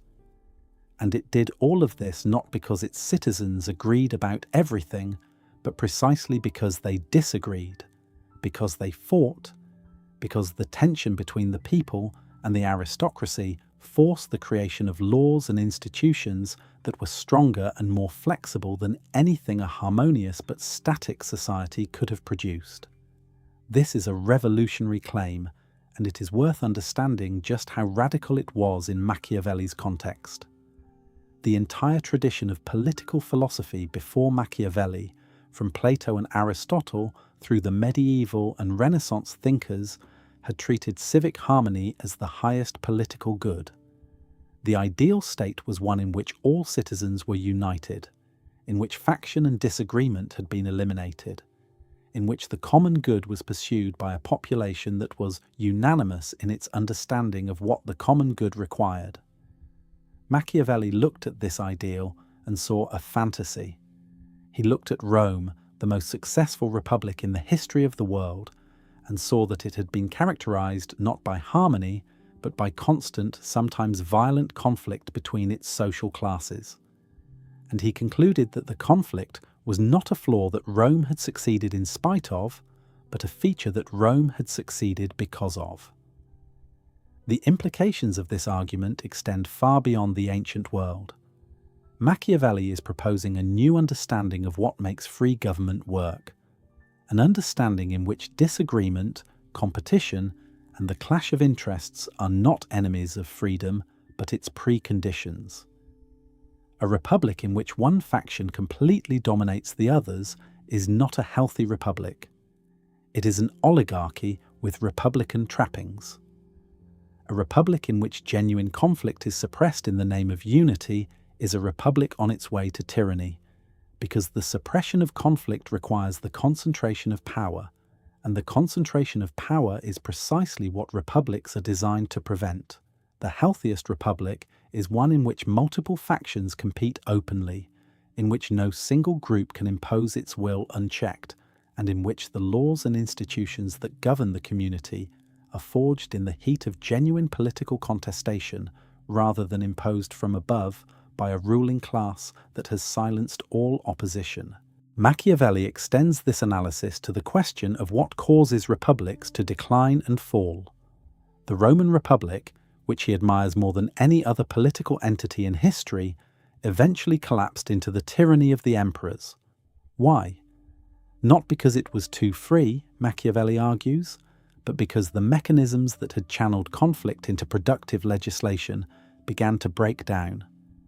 The conflict between the classes, which had once produced tribunes and laws, began to produce armed factions and civil wars. The institutional framework that had contained the conflict and directed it toward the public good was overwhelmed by the ambition of individuals, men like Marius, Sulla, and ultimately Caesar, who used the conflict not to strengthen the republic, but to destroy it in pursuit of personal power. The disease that killed the Roman Republic was not conflict itself, but the failure of institutions to contain the conflict within productive bounds. There is a deep realism in this analysis, a refusal to idealize either the people or the great. Machiavelli does not romanticize the common people. He is perfectly aware that popular movements can be irrational, fickle, and destructive. He notes that the people are easily deceived and that they can be manipulated by demagogues who appeal to their fears and resentments. But he also observes that the people, taken as a body, are generally more stable, more prudent, and more grateful than princes. A people that has been given good laws and good institutions will, over time, produce better governance than a succession of princes, because the collective wisdom of a well-ordered citizenry is more reliable than the individual judgment of any single ruler, no matter how talented. The prince with virtue may govern brilliantly for a generation. But what happens when he dies? His successor may be a fool, a tyrant, or simply a man whose temperament does not match the demands of the time. A republic does not depend on the accident of a single ruler's character. It depends on institutions, and institutions properly designed can sustain good governance across generations. The Discourses also contains Machiavelli's most sustained treatment of religion as a political force. He argues that the religion of the ancient Romans was a source of civic strength, not because it was true in any theological sense, but because it served to bind the citizens together, to instill habits of obedience and sacrifice, and to provide a framework of shared meaning that supported the institutions of the Republic. Christianity, by contrast, Machiavelli suggests has weakened the civic spirit of modern peoples by teaching them to value humility, patience, and contempt for worldly things. A religion that tells people to turn the other cheek, to accept suffering as the will of God, and to place their hopes in the afterlife rather than in the achievements of this world, is not a religion that produces citizens willing to fight and sacrifice for their republic. This is one of Machiavelli's most controversial claims, and it is easy to see why the Church would later place his works on the index of forbidden books. He is not arguing that Christianity is false. He is arguing that it is politically debilitating, that it produces subjects rather than citizens, and that it undermines the martial and civic virtues that republics need in order to survive. Reading the Discourses alongside the Prince, we begin to see the full architecture of Machiavelli's thought. The Prince tells us how power works in its most concentrated form, when a single individual must hold a state together through skill and force of will. The Discourses tells us how power works in its most distributed form, when a free people must govern themselves through laws and institutions. The two books are not contradictory, they are complementary. They address different political situations with the same analytical method. The insistence on looking at what actually happens rather than what is supposed to happen, the reliance on historical evidence rather than abstract theory, the refusal to idealize human nature, or to pretend that politics can be practiced without hard choices. Machiavelli, the advisor to princes, and Machiavelli the Republican are the same man, using the same tools to analyze different problems. The advice to the prince is advice for extraordinary times, for moments of crisis when the normal institutions of government have failed or do not yet exist. The advice to the Republic is advice for ordinary times, for the long stretches of political life when good institutions and engaged citizens can govern themselves without the need for a single extraordinary leader. The Discourses is not a utopian work. Machiavelli does not describe an ideal republic and urge his readers to build it. He describes the conditions under which republics have actually succeeded and actually failed, drawn from the history of Rome and from his own observation of contemporary Italian states. His republicanism is empirical, grounded in evidence rather than in abstract principles, and it is, like everything else in Machiavelli, shaped by the conviction that political philosophy must deal with the world as it is rather than as we wish it to be. But within that framework, the passion is unmistakable. Machiavelli loves the Republic. He loves the idea of a free people governing themselves through laws of their own making, arguing over the common good in public forums, holding their leaders accountable, and defending their liberty with their own arms. The man who wrote The Prince was not a teacher of tyrants. He was a servant of the Republic, who had lost his republic and who spent his exile trying to understand why free government fails and how it might be preserved. The Discourses is his answer, and it remains one of the most important works of Republican political thought ever written, a book that speaks not only to the problems of Renaissance Italy, but to the permanent challenges of any society that attempts to govern itself through the consent and participation of its citizens. There is a problem that Machiavelli's work poses for all subsequent political thought, and it is a problem that has never been satisfactorily resolved. The problem is this: if political action sometimes requires acts that would be considered immoral in private life, if governing a state sometimes means deceiving, coercing, or using violence against people who do not deserve it, then what happens to the person who does these things? Can a good person govern effectively? Or does the exercise of political power inevitably corrupt those who wield it, staining their hands with acts that no amount of good intention can wash clean? This is what political philosophers have come to call the problem of dirty hands, and Machiavelli is its first and clearest articulator. He does not use the phrase itself. That comes much later, from a play by Jean-Paul Sartre, Les Mains Sales, written in 1948, which dramatizes the moral agony of a young communist who must decide whether to carry out a political assassination. But the underlying dilemma is Machiavelli's, posed in the pages of The Prince, with a directness that Sartre's fictional characters could only envy. The prince must learn how not to be good. The political actor must sometimes lie, sometimes use force, sometimes sacrifice the innocent for the sake of the state. This is not a theoretical possibility in Machiavelli's analysis. It is a practical certainty, and the question it raises is not whether such acts are sometimes necessary, Machiavelli takes that as established, but what they do to the person who commits them and to the moral framework within which that person must continue to live.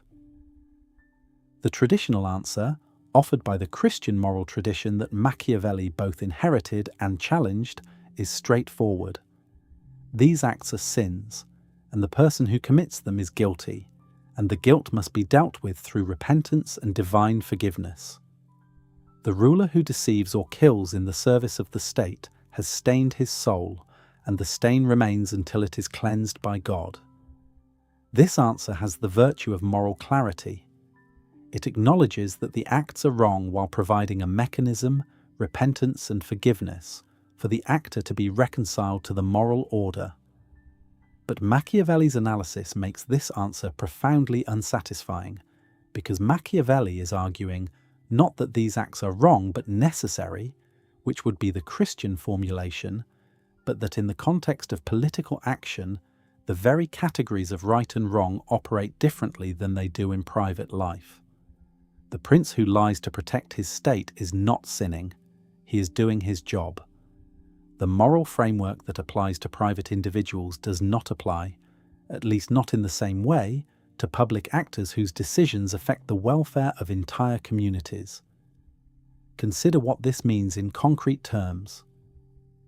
Machiavelli lived through the French invasion of Italy in 1494, and its aftermath, a period in which the Italian peninsula was ravaged by foreign armies and in which the independence of the Italian city-states was progressively destroyed. He watched as rulers who tried to navigate this catastrophe by honest diplomacy were outmaneuvered by rulers who lied, betrayed alliances, and used every available instrument of deception to protect their positions. He watched as the Florentine Republic, governed by men of genuine goodness and civic commitment, was overwhelmed by forces that did not share its scruples.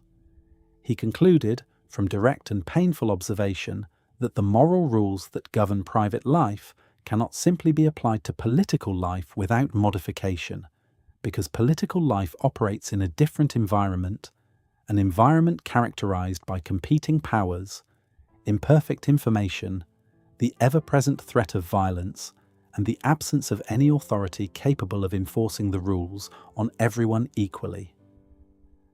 In private life, the law provides a framework.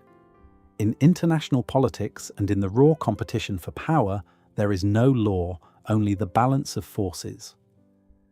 And in such an environment, Machiavelli argues, the application of private moral standards is not virtuous, it is irresponsible. This is the claim that has made Machiavelli so controversial and so important. He is not simply saying that the ends justify the means, a position that could be debated within any moral framework. He is saying something more radical, that political morality is a distinct domain with its own standards, and that these standards cannot be reduced to the standards of private morality without doing violence to both. A father who lies to his children is a bad father. A prince who lies to a foreign ambassador to prevent a war is a competent statesman. The act lying is the same. The moral evaluation of the act is different because the context is different and the relevant criteria for judging the act are different. In private life, we judge by intention and by adherence to moral rules. In public life, Machiavelli suggests, we judge by consequences, by what the act achieves for the community that the political actor is responsible for protecting. The German sociologist Max Weber, writing 4 centuries after Machiavelli, gave this distinction its clearest modern formulation. In his famous lecture, Politics as a Vocation, delivered in Munich in 1919, Weber distinguished between what he called the ethic of conviction and the ethic of responsibility. The ethic of conviction judges acts by their conformity to moral principles, regardless of consequences. If lying is wrong, then lying is wrong, even if the truth causes disaster. The ethic of responsibility judges acts by their consequences, and it acknowledges that the political actor must sometimes do things that violate moral principles in order to achieve outcomes that serve the common good.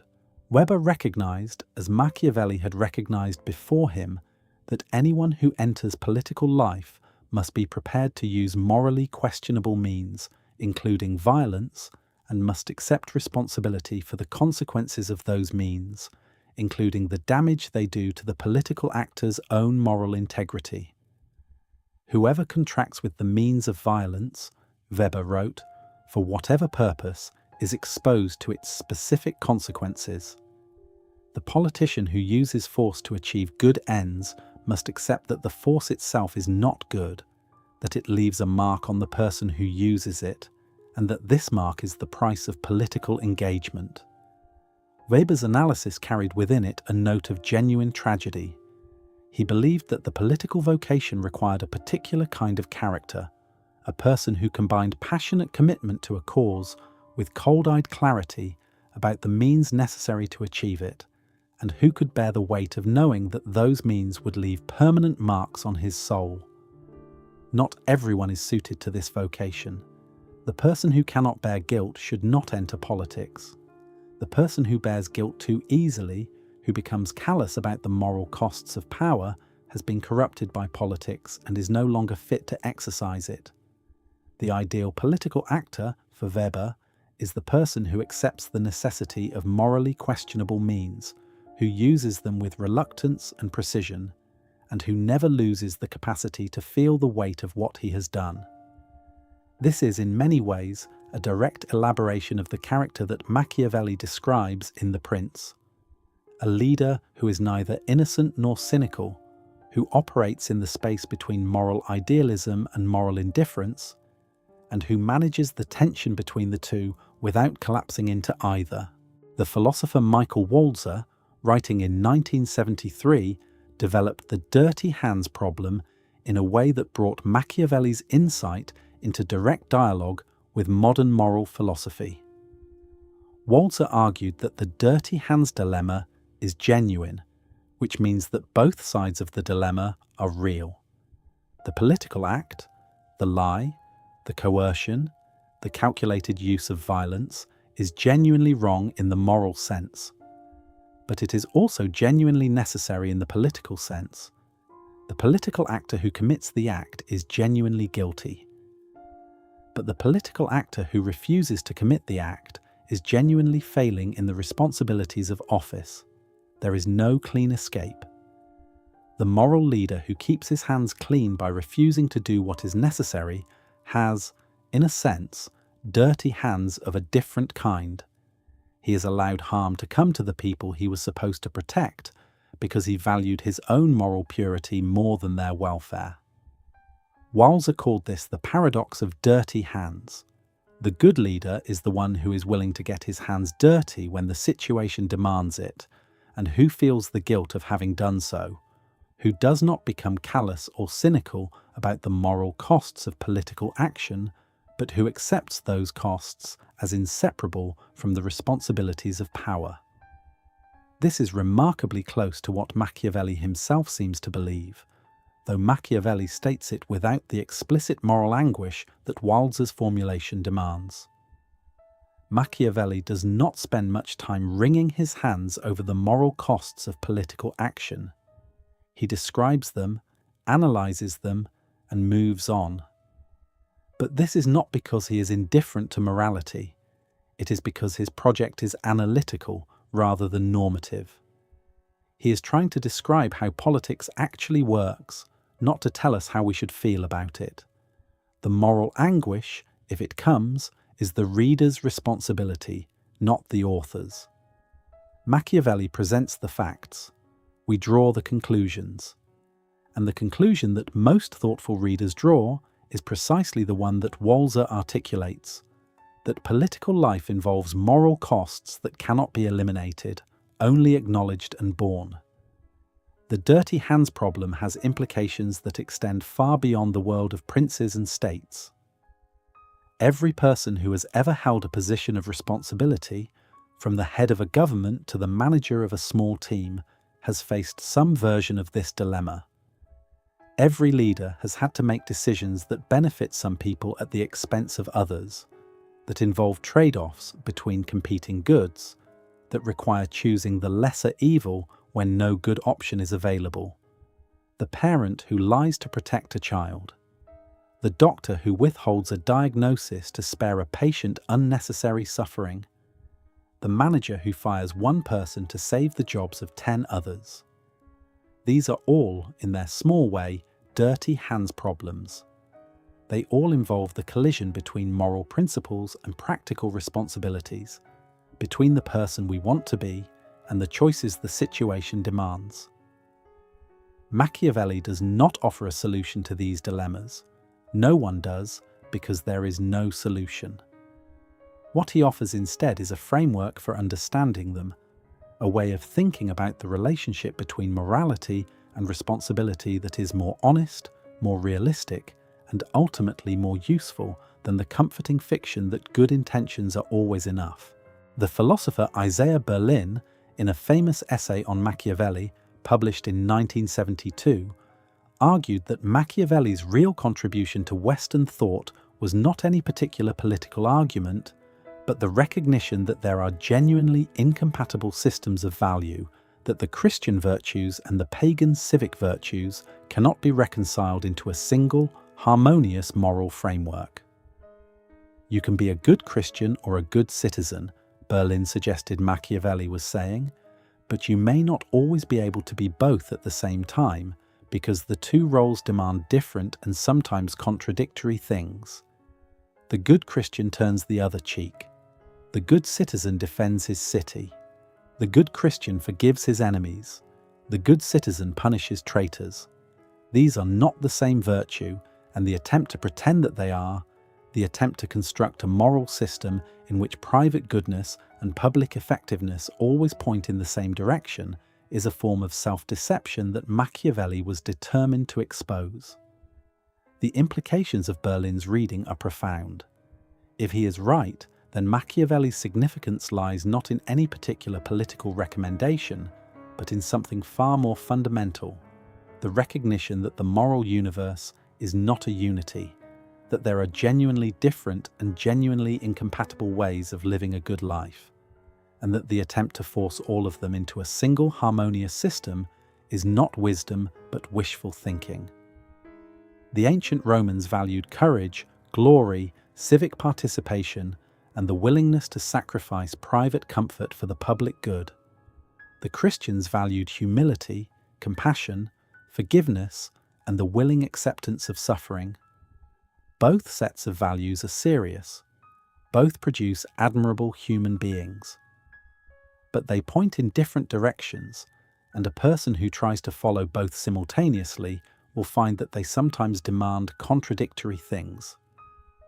Machiavelli saw this contradiction and refused to paper over it with a convenient synthesis.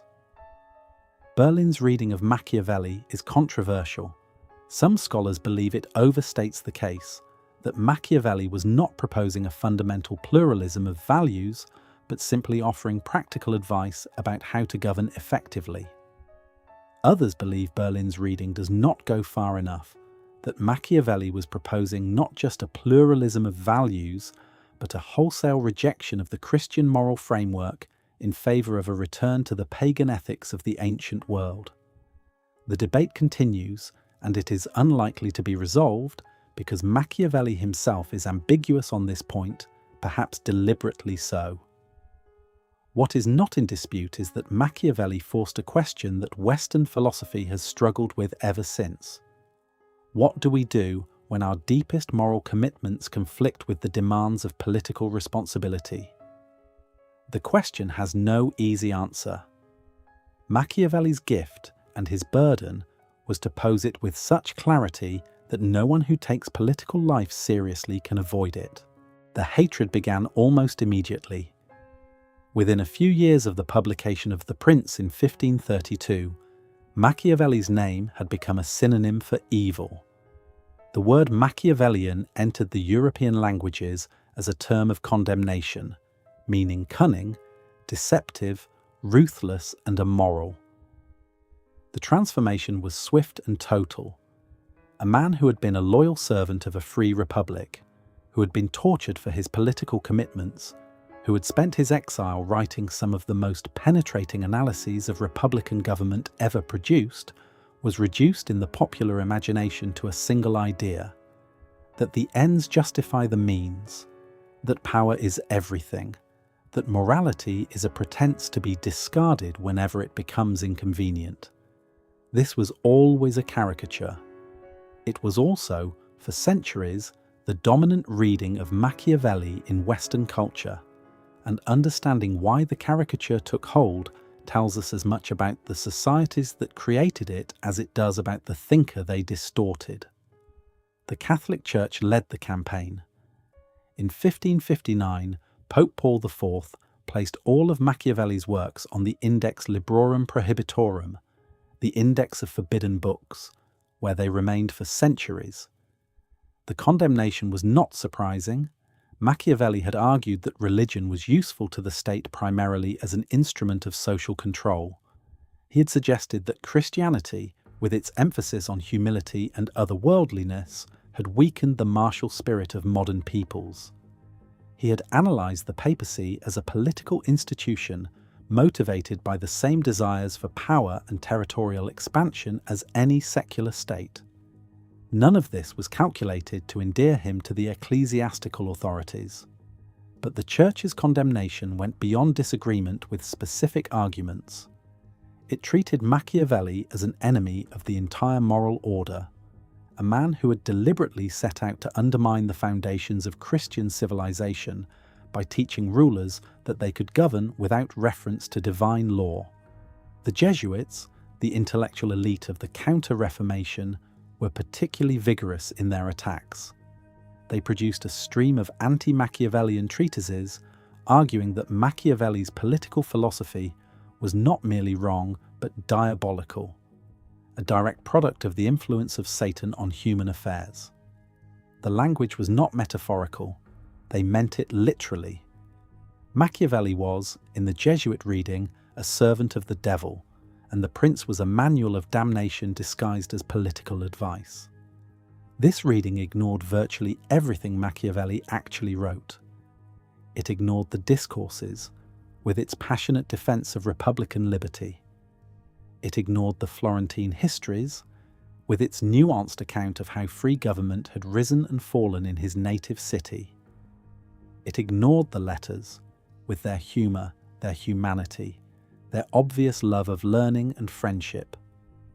It took the most provocative passages of The Prince, stripped them of context, and presented them as the whole of Machiavelli's thought.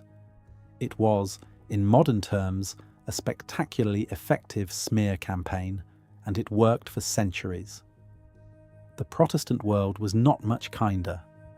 Although some Protestant thinkers initially welcomed Machiavelli's critique of the papacy as ammunition for their own campaign against Catholic authority, the enthusiasm did not last. The Huguenot author, Innocent Gentilet, published his Discourse against Machiavelli in 1576 in the aftermath of the St. Bartholomew's Day massacre, and blamed Machiavelli's influence for the political violence that had engulfed France. The argument was that the Italian Queen Catherine de' Medici had brought Machiavelli's poisonous doctrines to the French court, and that the massacre of thousands of Protestants was the direct result of a political culture that had been corrupted by Machiavellian principles. Gentile's book was enormously influential, far more widely read than Machiavelli's own works, and it cemented the association between Machiavelli and political atrocity in the minds of generations of European readers. The man whose actual work was a nuanced analysis of political reality was transformed through the filter of Gentile's polemic into the patron saint of political murder. In England, the distortion took a different and peculiarly vivid form.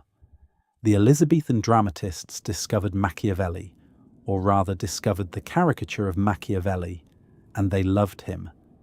Not as a philosopher, but as a theatrical villain. The Machiavel became a stock character on the English stage, a scheming, amoral figure who delights in manipulation and views other human beings as instruments to be used and discarded. Christopher Marlowe's The Jew of Malta opens with a prologue spoken by a character called Machiavelli, who announces that he counts religion but a childish toy and holds there is no sin but ignorance. Shakespeare never created a character named Machiavelli, but the influence is everywhere. Richard III, Iago, Edmund in King Lear, all of these characters embody aspects of the stage Machiavel: the cold intelligence, the contempt for conventional morality, the delight in manipulation for its own sake. The word itself appears in Shakespeare. In Henry VI, Part 3, the future Richard III declares that he can set the murderous Machiavel to school. The reference assumes that the audience knows the name and associates it with villainy. By the late 16th century, Machiavelli was as famous in England as any Italian writer, and he was famous for all the wrong reasons. What is striking about the Elizabethan Machiavel is how little it has to do with the actual Machiavelli. The stage villain is a nihilist who believes in nothing and manipulates people for the sheer pleasure of it. Machiavelli was nothing of the sort. He believed in the Republic. He believed in civic liberty. He believed that good laws and good institutions could create a society in which citizens could live freely and with dignity. He was funny, sociable, and capable of deep friendship. He loved his city with a passion that his exile only intensified. But nuance does not make for good theatre, and the Elizabethan Machiavel was too useful a dramatic device to be complicated by accuracy. The villain who justifies his crimes with cool, rational arguments, who sees through the pretensions of the virtuous and exploits the weaknesses of the naive, was a character that audiences found thrilling. It did not matter that the real Machiavelli bore almost no resemblance to this creation. The character had taken on a life of its own, and it would outlive its creator by centuries. But there were also readers who understood Machiavelli, who read him carefully, and who recognized that the popular condemnation was based on a misunderstanding. The Dutch philosopher Baruch Spinoza, writing in the 17th century, read Machiavelli as a champion of liberty rather than a teacher of tyranny.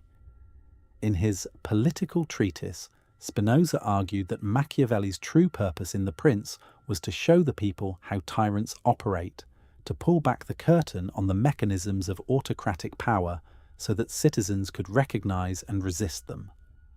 This was not a naive reading.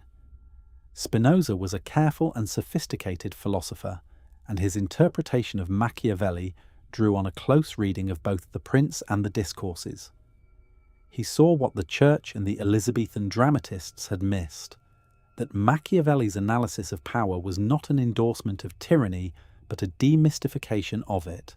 Jean-Jacques Rousseau, a century later, made a similar argument. In The Social Contract, published in 1762, Rousseau wrote that The Prince is the book of republicans. While appearing to give lessons to kings, Machiavelli gave great ones to the people.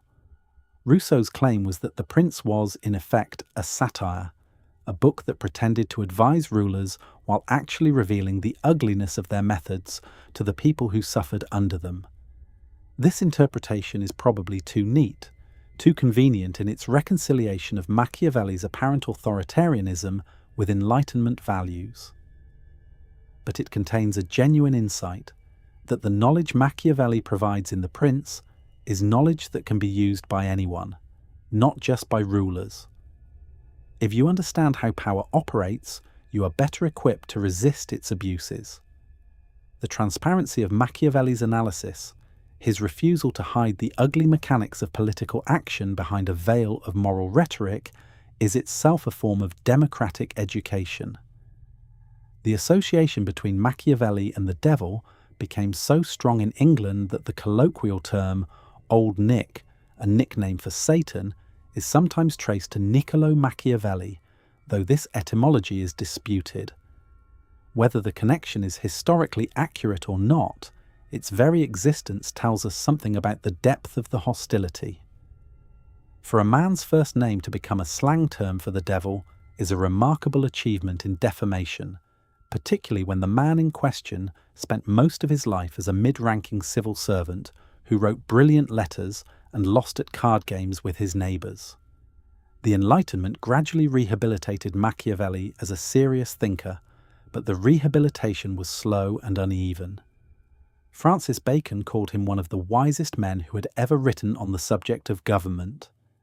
Denis Diderot included a sympathetic entry on Machiavelli in the Encyclopédie. The Scottish Enlightenment thinkers, who were themselves developing a new science of politics based on observation and historical evidence, recognised Machiavelli as a predecessor. But the popular image of Machiavelli as a teacher of evil persisted alongside the scholarly reassessment, and it persists to this day. The word Machiavellian remains in common usage, a term of contempt, applied to politicians, business leaders, and anyone else who is perceived as being willing to sacrifice morality for advantage. It is one of the most successful acts of intellectual character assassination in history, and it has lasted for 500 years.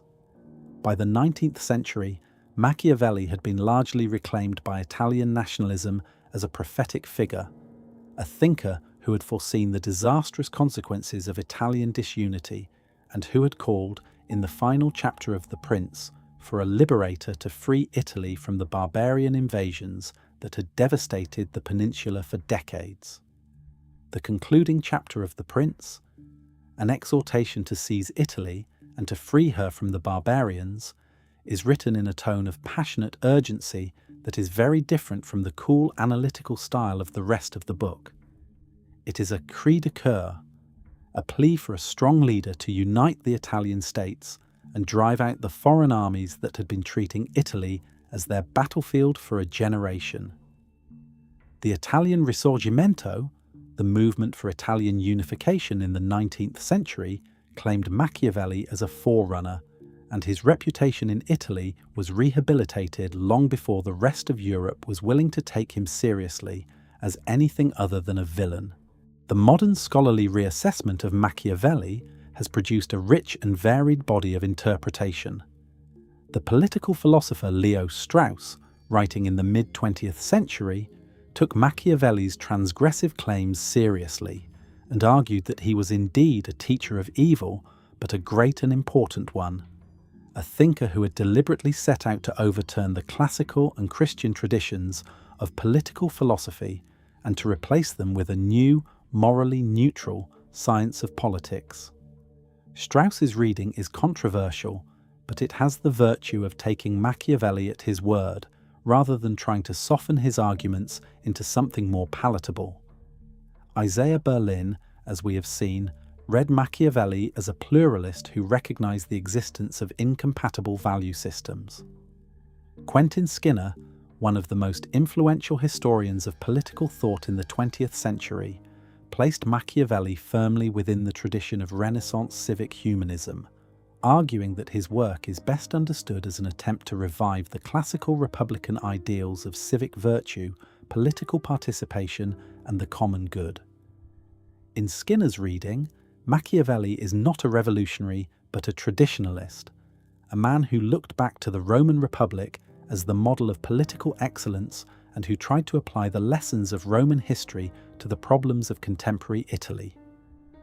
Maurizio Viroli, in his biography Niccolo's Smile, sought to recover the human being behind the legend, the man who wrote love poems and bawdy comedies, who argued about politics in taverns, who maintained friendships with a warmth and generosity that the stereotype of the cold Machiavellian schemer cannot account for.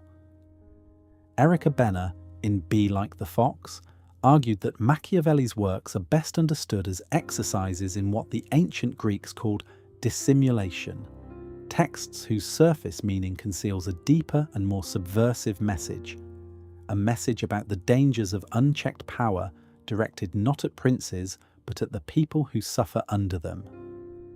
Sebastian de Grazia's Machiavelli in Hell, which won the Pulitzer Prize, presented Machiavelli as a thinker of extraordinary moral seriousness, a man haunted by the question of whether the demands of political life can be reconciled with the demands of the soul.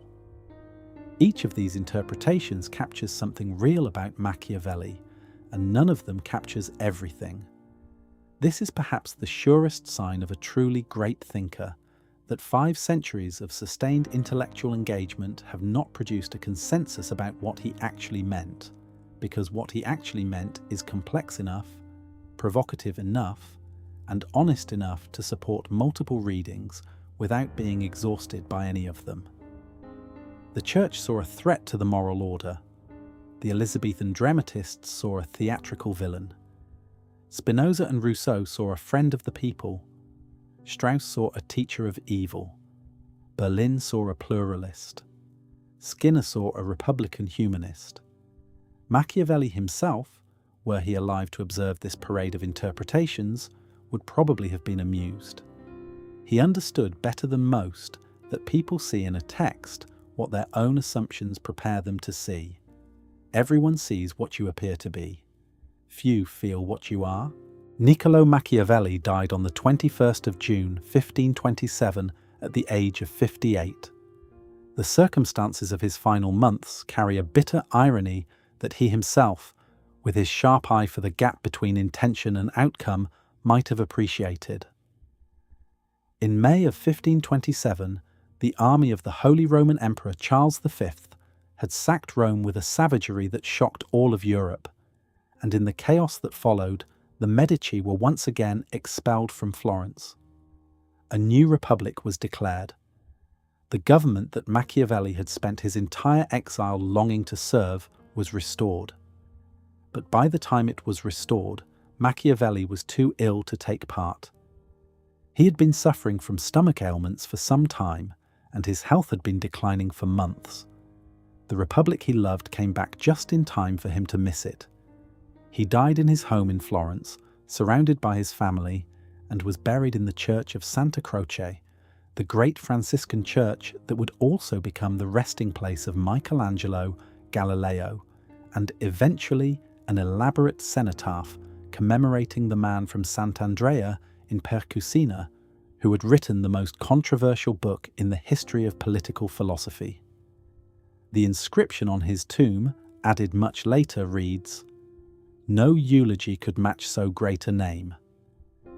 It is an appropriate epitaph for a man whose reputation has outlived virtually every ruler he ever advised or observed, and whose ideas remain as vital and as controversial today as they were when he set them down on paper in his farmhouse study 5 centuries ago.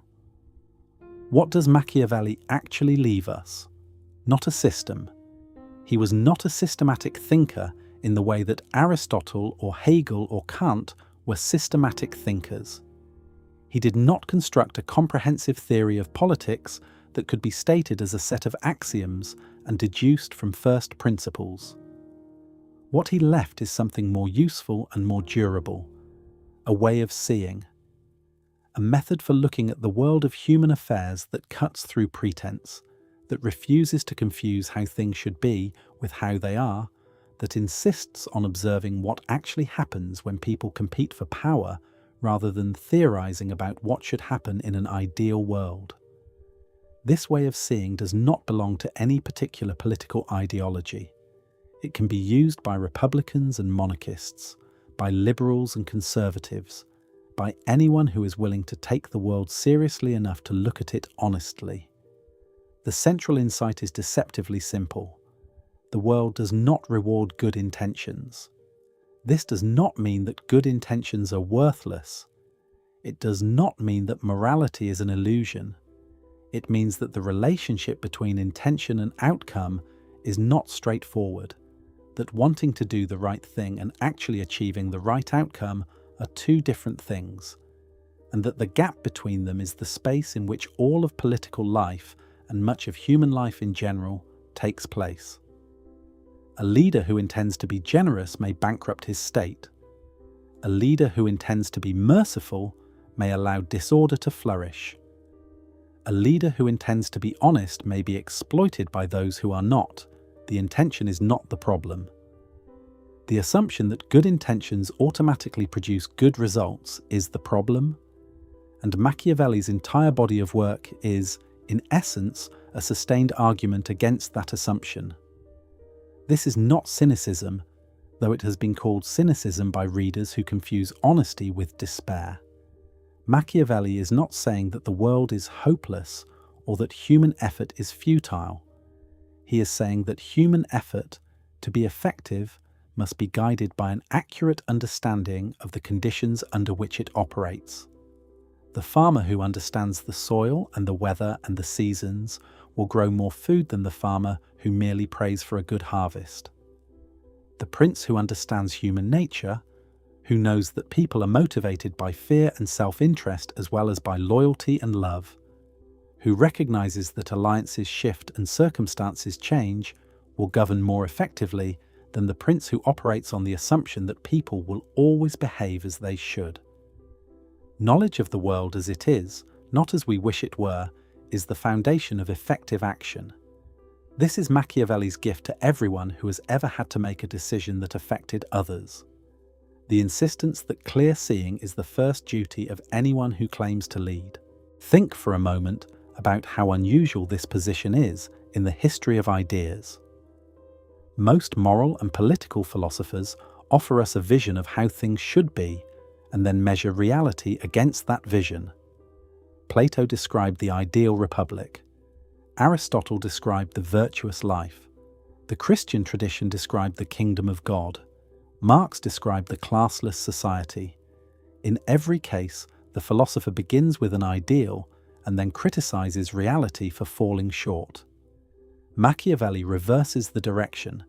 He begins with reality and then criticizes ideals for being inadequate to it. He does not ask, what is the best state? He asks, given actual human beings with their actual flaws, what kind of governance actually works? He does not ask, what should a good ruler do? He asks, what does an effective ruler do, and what can we learn from his effectiveness? This reversal is what makes Machiavelli genuinely revolutionary. He changed the starting point of political inquiry, and by changing the starting point, he changed everything that followed. The relevance of this insight has not diminished with time. Every generation rediscovers Machiavelli because every generation faces the same fundamental problem he described: the collision between moral ideals and political reality, between the world as it ought to be and the world as it is. The problem is not unique to princes and states. It is present wherever human beings must act under conditions of uncertainty, with imperfect information, against competitors who do not share their moral commitments. The business leader who discovers that the market does not reward the most virtuous company, only the most competitive one. The parent who learns that protecting a child sometimes means making a choice that no ethical framework can fully justify. The ordinary person who realizes at some point in life that the universe is not arranged to ensure that kindness is always reciprocated, that honesty is always rewarded, that the good guys always win. These are all Machiavellian moments when the gap between how things should be and how they are becomes impossible to ignore. We do not have to agree with every claim Machiavelli makes to recognize the power of his central insight. We can reject his more extreme arguments about the necessity of political deception. We can argue, as many philosophers have, that the dirty hands problem admits of solutions that Machiavelli did not consider. We can insist that institutional design, democratic accountability, and the rule of law can narrow the gap between morality and effectiveness in ways that Machiavelli, writing in the chaotic world of Renaissance Italy, could not have foreseen. But we cannot honestly deny the existence of the gap itself. Anyone who has ever held a position of responsibility knows that the world does not arrange itself to make the moral choice and the effective choice the same choice. Sometimes they coincide, often they do not. And the honest recognition of this fact, which is all that Machiavelli ultimately asks of us, is the beginning of genuine political wisdom. What Machiavelli offers in response to these moments is not comfort, it is clarity. He does not tell us what to do, he tells us what we are dealing with. He strips away the illusions that make decision-making feel easier but that lead to worse decisions. He forces us to confront the fact that responsibility, real responsibility for real outcomes in the real world, sometimes requires acts that violate our moral preferences, and he insists that this confrontation, however uncomfortable, is preferable to the alternative, which is to pretend that the dilemma does not exist and to make decisions based on a picture of the world that does not correspond to reality. There is a particular kind of courage in this, and it is not the courage of the lion or the fox. It is the courage of the observer, the person who is willing to look at an unpleasant truth without flinching, without rationalizing it away, without retreating into the comfort of an ideology that explains everything and excuses everything. Machiavelli looked at the world of power and saw it clearly. He saw the violence, the deception, the relentless competition, the failure of good intentions, and the success of bad ones. And he wrote it down, plainly and without apology, because he believed that the truth about how the world works, however unpleasant, is more valuable than any comforting fiction. He was right about this. The truth is always more valuable than the fiction, even when the fiction is more pleasant, because the truth is what you can actually use. The fiction may make you feel better, but it will not help you navigate the world. And navigating the world for Machiavelli is what human beings are here to do. We might ask, in closing, what it cost him to see so clearly. The answer is in the biography. It cost him his career, his freedom, his health, and the better part of his adult life. He saw the world without illusions, and the world which prefers its illusions intact punished him for it. He was dismissed from the government he had served with distinction. He was tortured for a conspiracy he probably had no part in. He was exiled to a farmhouse in the hills and left to play cards with his neighbours while the great events of Italian history unfolded without him. He wrote the most honest book about politics anyone had ever written, and the man he dedicated it to preferred his hunting dogs. He spent his final years on the margins, consulted occasionally, never fully trusted, never fully restored, watching the world he understood so well from the outside.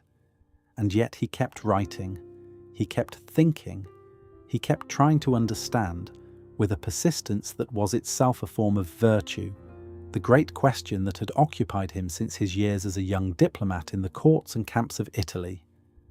How does the world actually work, and what can a human being do about it? The answer he arrived at is not the answer we might want. We might want to hear that the world rewards goodness, that virtue triumphs in the end, that the moral arc of the universe bends toward justice. Machiavelli does not say any of these things. What he says is harder and more honest, that the world is what it is, that human beings are what they are, that fortune governs half of our affairs and we govern the other half, and that our task, the only task that matters, is to use our half wisely, to see clearly, to prepare for what we cannot prevent, to act decisively when the moment demands it, to accept that the outcome is never entirely in our hands, and to do all of this without losing the capacity for judgment, for humour, for friendship, for the love of learning that sustained Machiavelli through his darkest years, when he put on his courtly robes in the evening and entered the company of the ancients and forgot for 4 hours that the world had forgotten him. He was not a monster. He was not a teacher of evil. He was a man who loved his city and his republic, who served both with intelligence and dedication, who lost everything through no fault of his own, and who used his years of exile to think more carefully and more honestly about the nature of political life than anyone had thought before. His conclusions are uncomfortable because they are true, and they are true because he was willing to look at the world without the protective filter of moral idealism that most political thinkers, before and since, have placed between themselves and reality. The world does not reward good intentions. It rewards effective action, informed by clear seeing, guided by an understanding of human nature that neither flatters nor condemns, but simply observes. This is what Machiavelli saw. This is what he wrote. And this is what 500 years later we are still learning to accept. If you have made it this far, thank you for spending this time with us tonight. Subscribing helps other people find the channel, and we are always grateful for it. If you enjoyed this episode, you might also enjoy our episode on Marcus Aurelius, the philosopher who asked what it means to wield power wisely, or our episode on Epicurus, who asked what it means to live without fear. Until next time, take care.